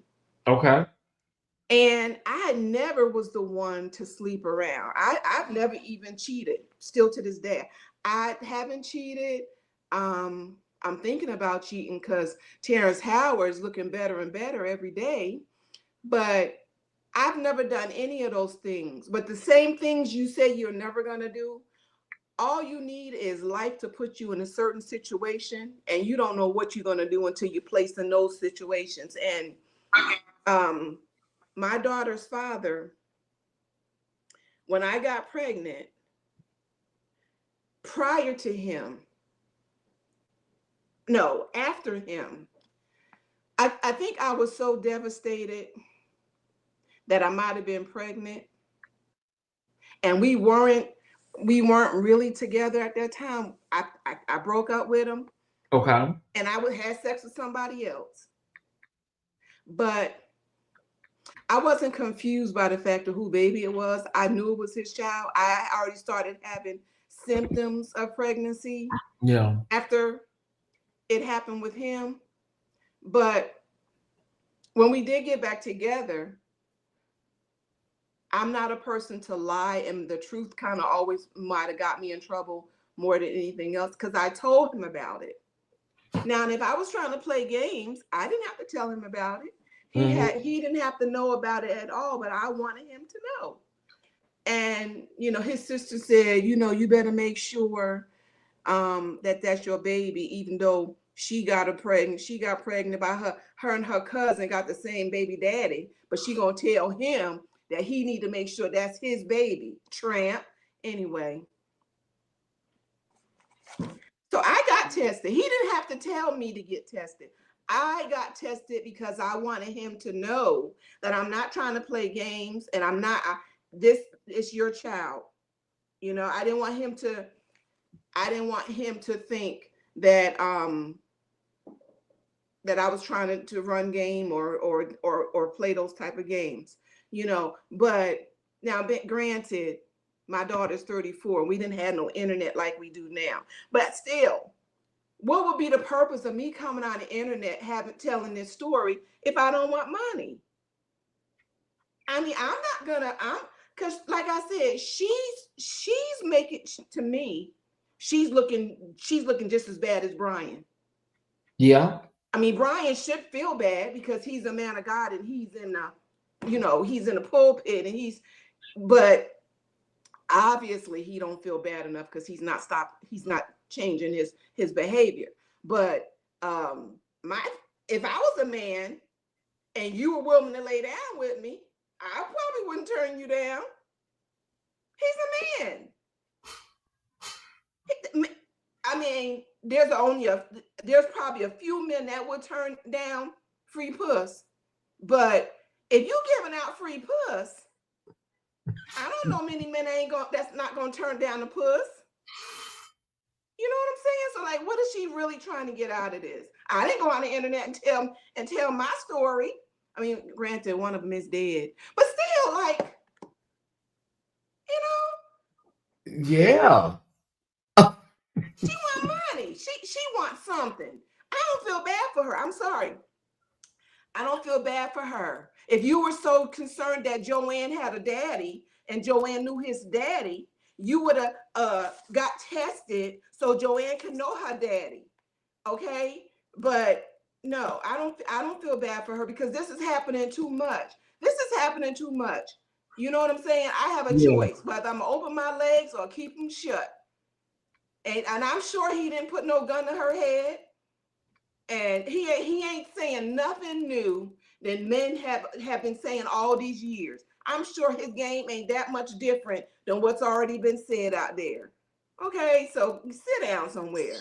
Sit down, find out who that baby daddy is, and deal with it that way. Don't be coming on these internet streets doing that, because you're making yourself look dumb. Mm-hmm. Anyway. All right. Well, thank you, Alicia. Anytime. All right.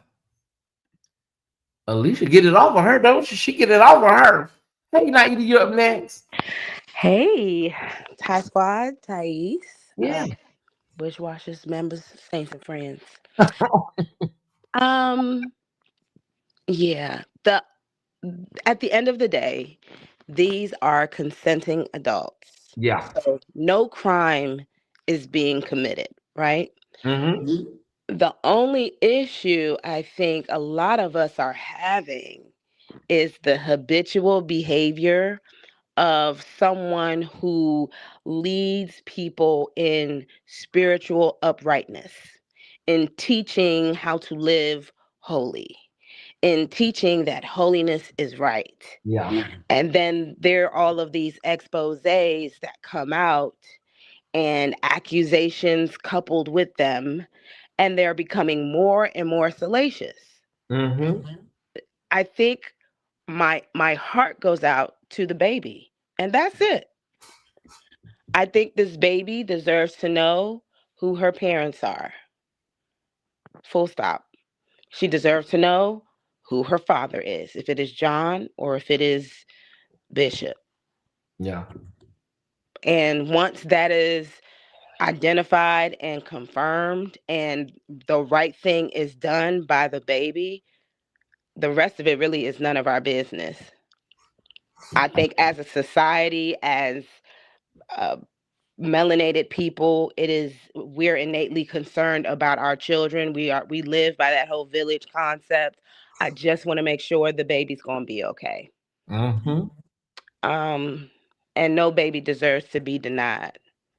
So I don't know if it was said that that the request for paternity had reached him yet. I think she said she was waiting on the results. Okay, well, wonderful. Maybe Why she's alive before that, I don't know. yeah, and to that, because I did want to explain what I meant by she's not going to apologize. Okay. Because in my opinion, what she said was her truth, was her experience. Yeah. There was nothing, according to her, that was a lie that he could say that's not true. The only thing he could say is we've determined that that's not my baby. Yeah. Right. But the three-way happened, the three-way phone calls happened, she took in Vashti. Those are all things that could be or could not be corroborated. And if they can't be corroborated and it's come out that she lied about that, then she'd have to tell the truth and hopefully apologize. But she's not going to apologize for doing what she's done. And yes, there is a strategy behind the sequence of events here. And it could be money, it could be notoriety, it could be to become infamous or famous. Whatever it is, she knows she has a pretty face. She has youth on her side, and she has a little baby to take care of. So I know that once you become a parent, there does seem to be a switch that turns on in you that causes you, whether you're a mother or a father, to want to provide in a way that you hadn't had to previously. So all of that could be rising up in her. That sounds like a young child too. So yeah, those are my thoughts, and I was glad to share them as concisely as It's possible. always a pleasure to have you up. Yes, likewise. Love you. Bye. Bye-bye. Pat, you're up next. Let me unmute your mic. I got it. Okay. Can you hear me? I can. Okay. Good evening, Tyesse and Ty Squad. This is the wrong story to come on a Sunday night, and plus I'm the wrong person to get up in here to be talking about, because this making my ass itch. Every time you look around, if it ain't the same people, it's the same kind of story. And I was saying it all through the chat. I'm just sick of this shit. I'm just sick of this shit. I really am. It just don't make no sense. And she keep talking about her accountability. She put Brian CARN on blast, but she wouldn't put the other man's name out and put him on blast. That's not accountability. If you go do one, you do both. This is just some crazy bullshit, BS. I'm gonna keep my cussing down to a little bit. I'm just sick. I'm just sick of it. I'm just sick of it. It's getting old. It's getting old. It don't make no sense. And these grown women, everything. I think you said this the other day, and I've been saying it for a long time. Everything is not made for the YouTube streets. No. All this could have been done, and we never should have known anything about it. It just don't make no sense. I'm gonna get off. I'm gonna get off this thing, because I could say a whole lot more. Oh, I know you can, but it wouldn't be real nice. So, well, it's good to see you back in the chat, Mama Pat. We love you, and thank you for chiming in. All right, then, Tyesse. Thank you, and love you too. All right, bye. Bye. Let me out of here. All right. Hey, Ross. Ty. Hey, let me first start by saying that we're in a season now where we have two bloggers that have been sued successfully. Okay, so just be mindful with your commentary, Ross, as we go into this conversation about Brian Carn. Okay, so just take it from the top, but take your time. Okay, I will. All I've right. been following. I've been following. Oh, wait a minute. I have a random question to ask you since Okay. we're live. Um, when I catch your shows off when I'm at work and I catch them like out of real time, Mm-hmm. even if I hit the like button, does that still affect the likes? It does. It doesn't matter if it's Okay. live or replay. It still counts. Okay, and I think that's good to let the followers know because I think a lot of people don't know that if you still hit the like button, it still ups your likes. Yes, and you can So, also like this video when the video finishes, go and hype the video. Slide the comments over, and you uh-huh. hit hype, and it helps the video as well. So hype the. Okay. Thank you so much, everybody. If all Okay. 500 of y'all hype this video, I'll be in some good shape. Mhm. Yes, yes. Okay, so with that being said, Ty, I'm going to be saved, sanctified, and filled with the sweet, precious Holy Ghost Yes, I today. don't want it to be Tasha K. Milagro Grams Tyesse. I don't want that. Go Right. ahead. So, first of all, Brian Corn, and I'm saying Brian Corn, Mhm. CORN, Brian Corn, I mean, I know because of church politics, but why in the HE double hockey sticks is people still following him like that? It's church I culture. don't It's it's church church culture. it's exactly it's church culture. Mhm. Let's start there.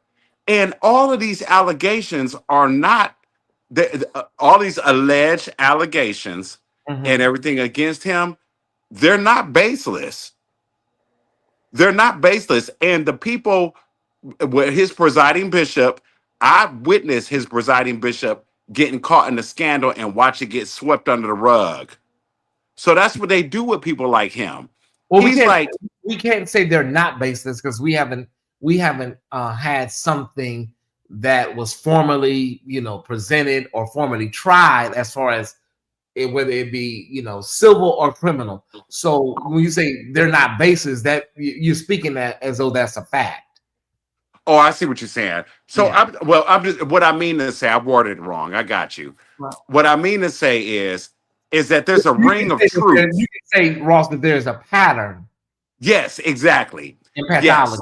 Yes. Okay. That's what I want to say. There's a pattern. And every pattern is not lying about the same thing. Mm-hmm. Everything is not lying about the same thing. And the way that he talks to people, the way that he especially talks to women in Yeah. particular. And Well, so, the black church, all the churches are mostly women. So it's like it's 80% women in the church. And so you talk to your audience, your core, demographic like that. It's crazy to me. I never understood that. I never understood that either. And then, okay, so let me go back to these women. Now, I have three sisters. Mm-hmm. I'm the oldest of four kids. I have three sisters, and I'm a mama's boy. So I grew up around women, and I advocate for women Mm-hmm. and everything, and all that stuff. But what I don't advocate is for silliness. And these women that are clustering up behind him after he done probably been on every other website in America, and I'm saying that nicely. Um, and y'all letting him climb up in y'all and all that stuff, and y'all letting him wearing y'all out after these church services and these prophecies and stuff. Y'all silly. Y'all, that's what y'all get. That's what y'all get. This guy shows you who you are. Two Mm-hmm. of my sisters, and the reason why I'm saying it like this, I'm not being harsh. There's a old saying that says, "Fool me once, shame on me. Fool me twice, shame on. I mean, fool me once, shame on you. Fool me twice, shame on me." Yeah. These women, shame on you. And now you want to come out after you got your roller coaster ride and everything and all that stuff, got all your feel and your pops and clicks, and you probably shaded other women in the process. that was in line to get the same thing you got. Mm-hmm. You know how women, they scrap. Women, females are vicious sometimes. And so I've watched two of my sisters fight over the same man, and the man dogged them ferociously in separate incidents, and he's in jail. And one of the sisters moved on, and the other sister is still trying to advocate for him. Oh wow. So, I mean, it's the same thing in church. It's the exact same thing in church. Yeah. And this guy has no accountability because a lot of these guys operate off of the mentality of and follow me closely with this. Out of how 47 treats his wives, that whole mentality of how men should treat women and all that stuff, that flows down. It does. That flows down. And so, okay, I don't know what to tell y'all. Y'all just got to be careful what y'all are open to after happy hour after Denny's is closed. Now, I hope I was nice, Ty. I tried to behave. You was, and you did a good job. You did a good job. But everything you're saying is 100% accurate, and I always appreciate you when you come up, brother. Thank you. I'm All gonna right. drop back down in the chat, but this is ridiculous. I'm It, sorry, it's and getting, I'm yeah, it's getting crazy now. Like it's to the point now. Like just take us out the group chat. Y'all yeah. talk. Just take everybody. I want to change phone carriers. Mm-hmm. You know what I'm saying? I want to change internet providers because I'm sick of y'all on both sides, male and female. I'm sick of y'all. All right, brother. Love you. Okay, love you too. Thank you, Ty. Love you, and I love my Ty Squad family. We love you back. All right, All right. Elisa. Yes. Hi, Ty. How are you tonight? I'm hanging in there. Oh, my goodness. Well, I've been listening to you for some time now, but this is my first time coming up. Okay. Thank you for giving me an opportunity to do so. I enjoy your critique and your commentary, your analysis. I just think you're so bright, so savvy. And one of the things that I really loved, the aspect of the conversation that probably got me the most interested, was the comparison and the contrast to the woman who was caught in adultery. It was one of the things that you brought up, when we kind of opened this up to discussion. And the thing that came to mind is that the woman that was caught in adultery was dragged out.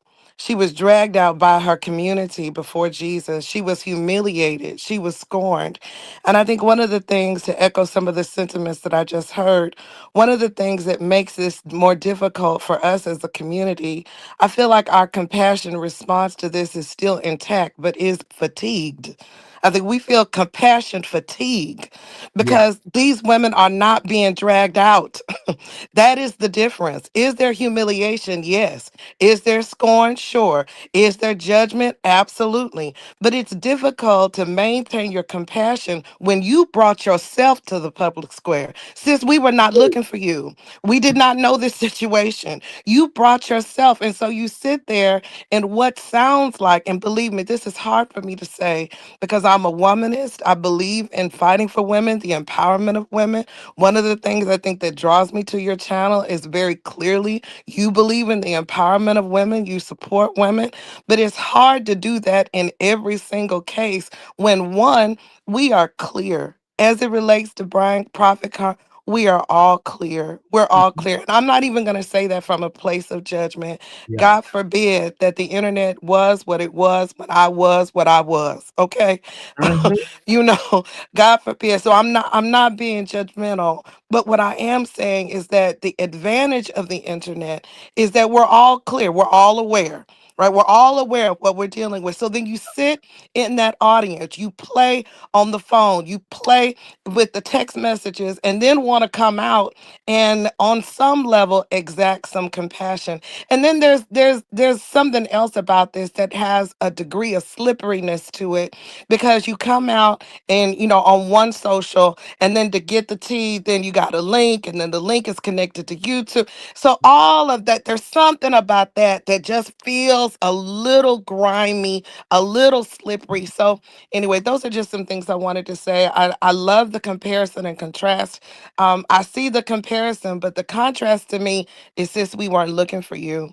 And at this point, what I would hope is that all of us would really learn that there are all kinds of responses to this. When you bring this out to the public square, there are all kinds of responses to this. So I be like really, really careful that you get what you're looking for, because you may not get what you're looking for, particularly at this point in the timeline.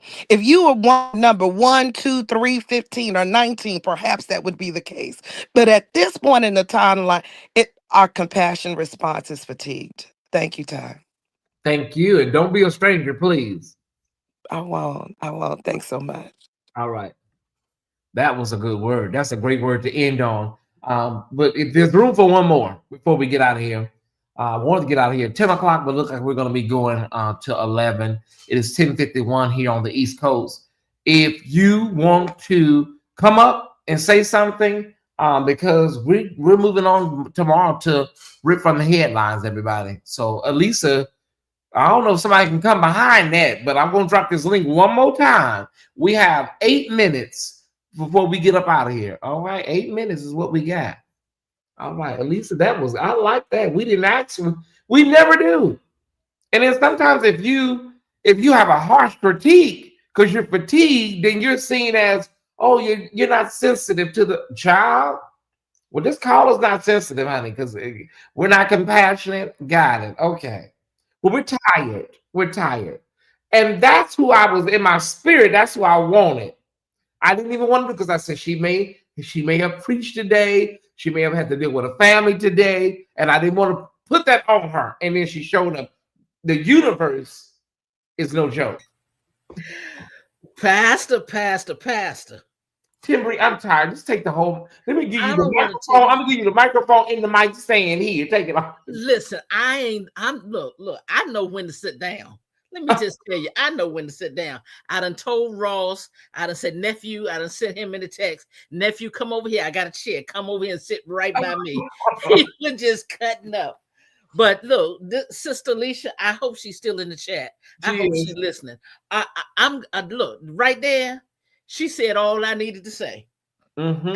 I'm so glad to hear another sister, and she has this a preaching voice. If she is not a preacher, she need to be one. I'm telling you, we got a whole lot of sisters in here could bring the word. Bees on Mars.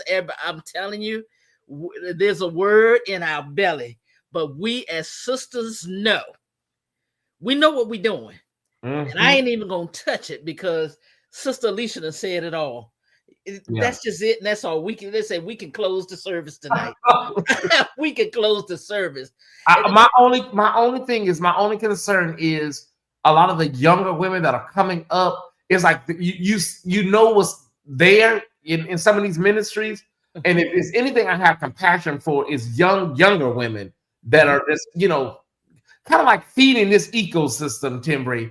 I think about those young women because, some of them are not as savvy as the other older women. You know what I mean? Yeah. So, that's the only thing I really have concern about. Some of the younger women that are more naive and more easily to be manipulated. Yeah, but there's a thing because it's, for every 100 people in the church, 100 congregants, at least 70 are women and maybe 30 men. Yeah. Is the way it goes. And here's the deal. So the brothers in the church, they have their pick of the litter because the women want to have a man who goes to church, who does the same things that they do. So there's that mentality right there. And then the church teaches you, find your good husband, find your Boaz.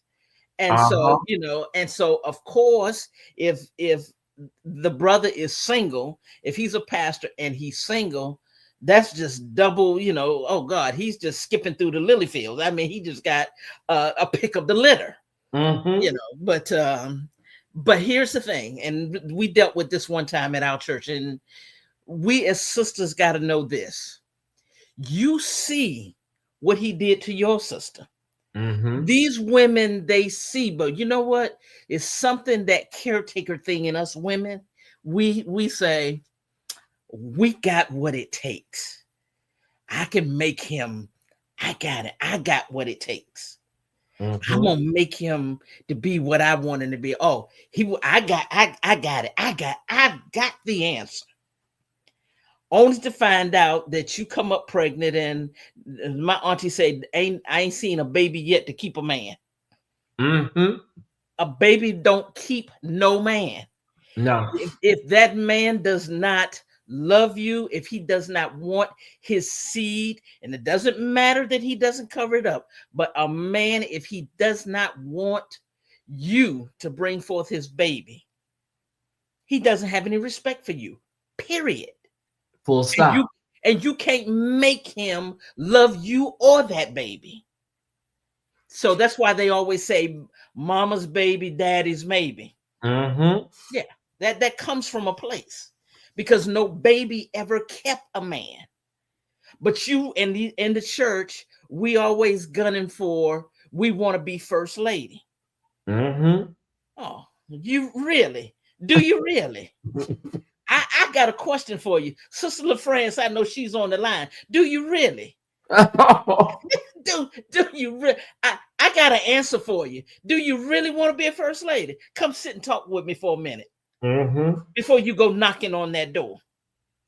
Just hit me up on the back end of a Facebook somewhere. Hit me up before you decide you want to go knocking on that first lady's door. Yeah. Oh, yeah. Yeah. You know what you're doing. But here's the thing. Mm-hmm. You see the pathology. You see how many women they go through. But when it comes knocking at your door, you need to have your stop sign up and say, you get none here. Mm-hmm. Okay, and then when you go knocking on the next sister's door, you need to have your stop sign up and say, you get none here. That's the only way that's going to stop it. But as long as there is 20 to 70, 20 or 30 to 70, you're going to have this problem. But you know what, sisters, you there's no sense in having your mad day coming to YouTube or these social media streets. I agree. I love Miss Pat. Mama Pat, I know me and Mama Pat about the same age, but Mama Pat, I give up. Mama Pat, you can come on here and cuss all day long. I thought Mama Pat, she really wanted to let it loose, but she know I'm trying to monetize this video, but I felt like she really wanted to say I can feel it. Oh Lord, I just love Mama Pat. Come on, Mama Pat. Okay. When you can't monetize that video, then we just got to go in our pockets and make sure you hold for that video. But the thing is that because we got to hear Mama Pat every now and then. The thing is that I think what Elisa said is so true. It's not about being a lack of compassion. People are fatigued with these stories. People are just over it. Like over it. And that don't mean that some of these stories are not really, really bad. Like it can be a bad story. It really can. But a lot of times how it's rolled out and presented, like think about the woman Melody Walker over there in Detroit with Bishop Ellis. Like the way she did things, and like I went on her Instagram like maybe 2 days ago. And like, girl, what happened to your book? I don't see none of the things about your book. So it was like a lot of this stuff be a ploy to get people talking, and then we still waiting on the book, right? So yeah. No, look, our brother Kurt Franklin says this. Mm-hmm. When we go into church, now this goes for the men and the women. Yeah. When you go to church, Kurt Franklin said, "What you looking for? What you looking for?" That's the number one question you need to ask yourself. What are you looking for? Yeah. What are you going there for? Yeah. And and then we get all messed up and twisted up, and then we'll say, well, this is why I don't go to church anymore. Yeah. Mm-hmm. You know what? You've got to take some responsibility of your own actions. Well, that's what Felicia Rashad told Kimberly Elise for Color Girls. Yeah. She said you got to take some responsibility in this. How much or how little you take is up to you. Up to you.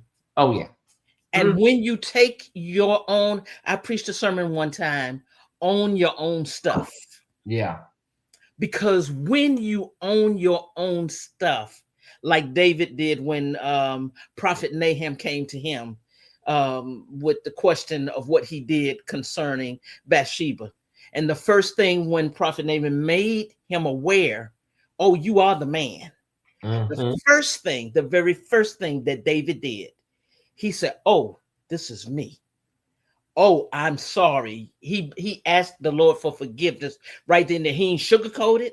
He didn't say blame nobody. He said, oh, it is me. The moment we own our own stuff, that's when the healing begins. You ain't got to go on no social media. You ain't got to say Brian Carn did you wrong, because Brian Carn doesn't have any more power than you do. You have the power over your own mind and over your own body. That's just it. And when you do that and then get with some like-minded people of where you are trying to go, I'm talking about in the church. Don't blame the church. The church is just four walls with a bunch of people who gather with like-minded interests and tastes. That's what it is. So whatever you are going to church for, go back to what you're looking for, But if you're looking for to have the googly eyes from the pastor to approve you into who you are and what you are, you're there for the wrong reason. Yeah.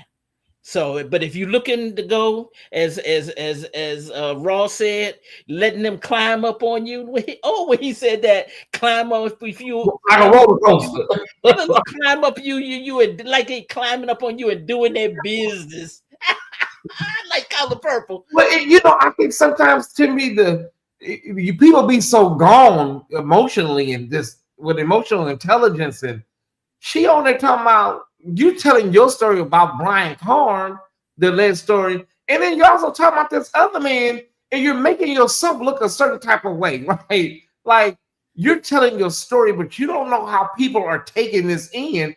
That in today's world, that you are not only having unprotected sex allegedly with a pastor, but you're also having unprotected sex with some other man named John, and you don't want to give his name. So I think sometimes we be so emotionally out there, we're not even thinking, I'm really putting myself out there, And Brian Carn is still going to be preaching. You're not going to really phase or hurt him. And here goes the thing. Here we go. You're involved. You get there to a situation and you see that you are involved in a threesome. And you're involved in a threesome and you're still not talking about any protection. Yeah.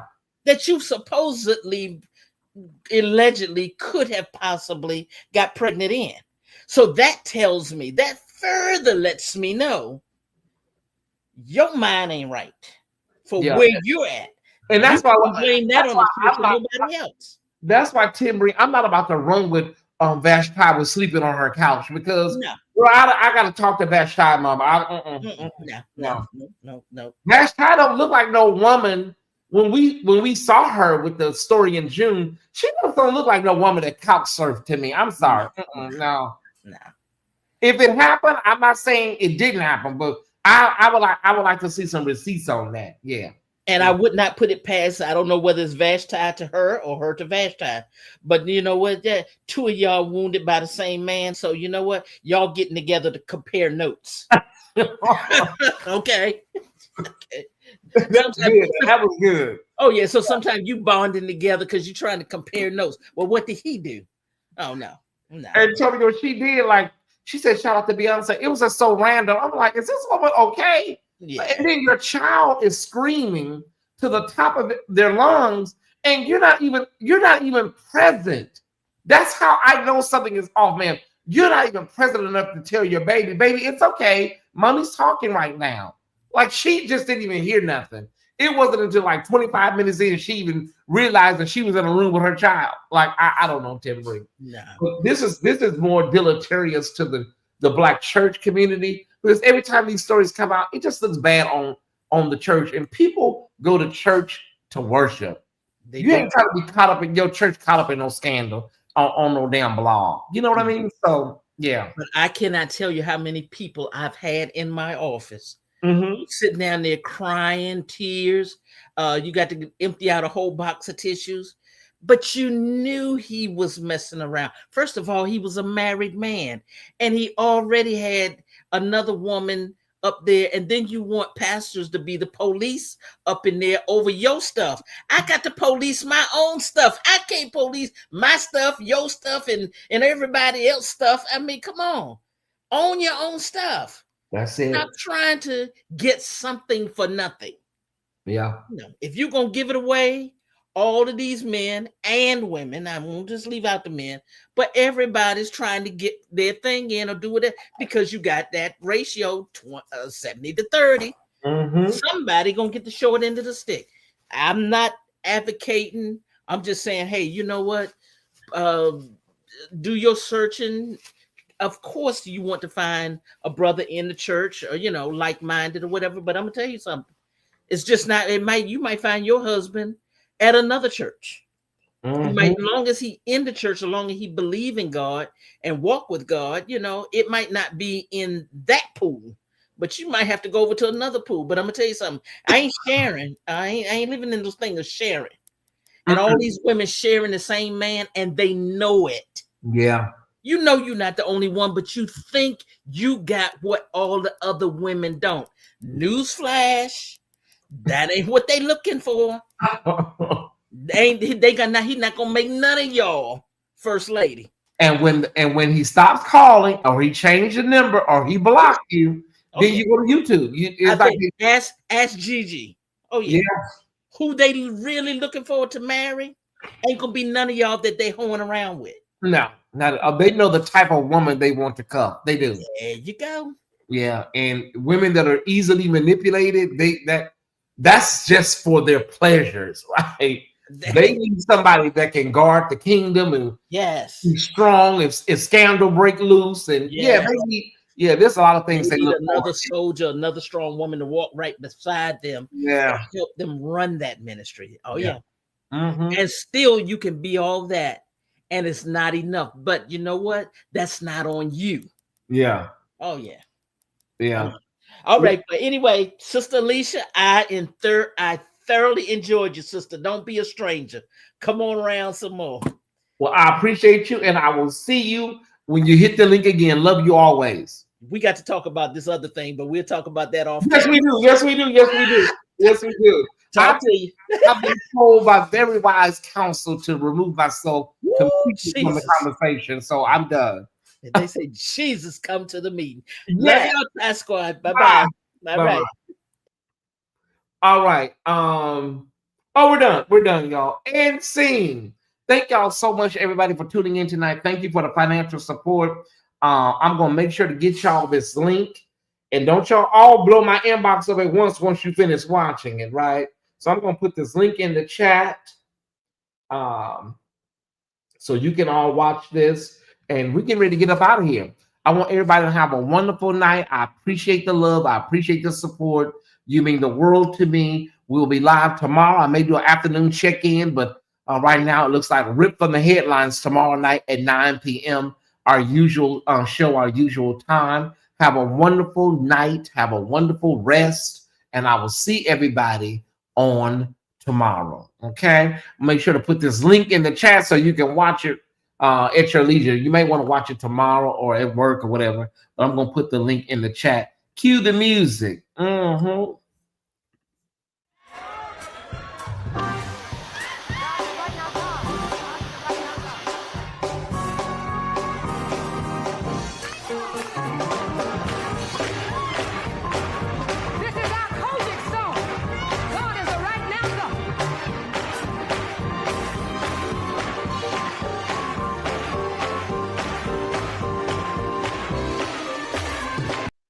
This is a link to the case that I brought you guys about the man over in Jacksonville.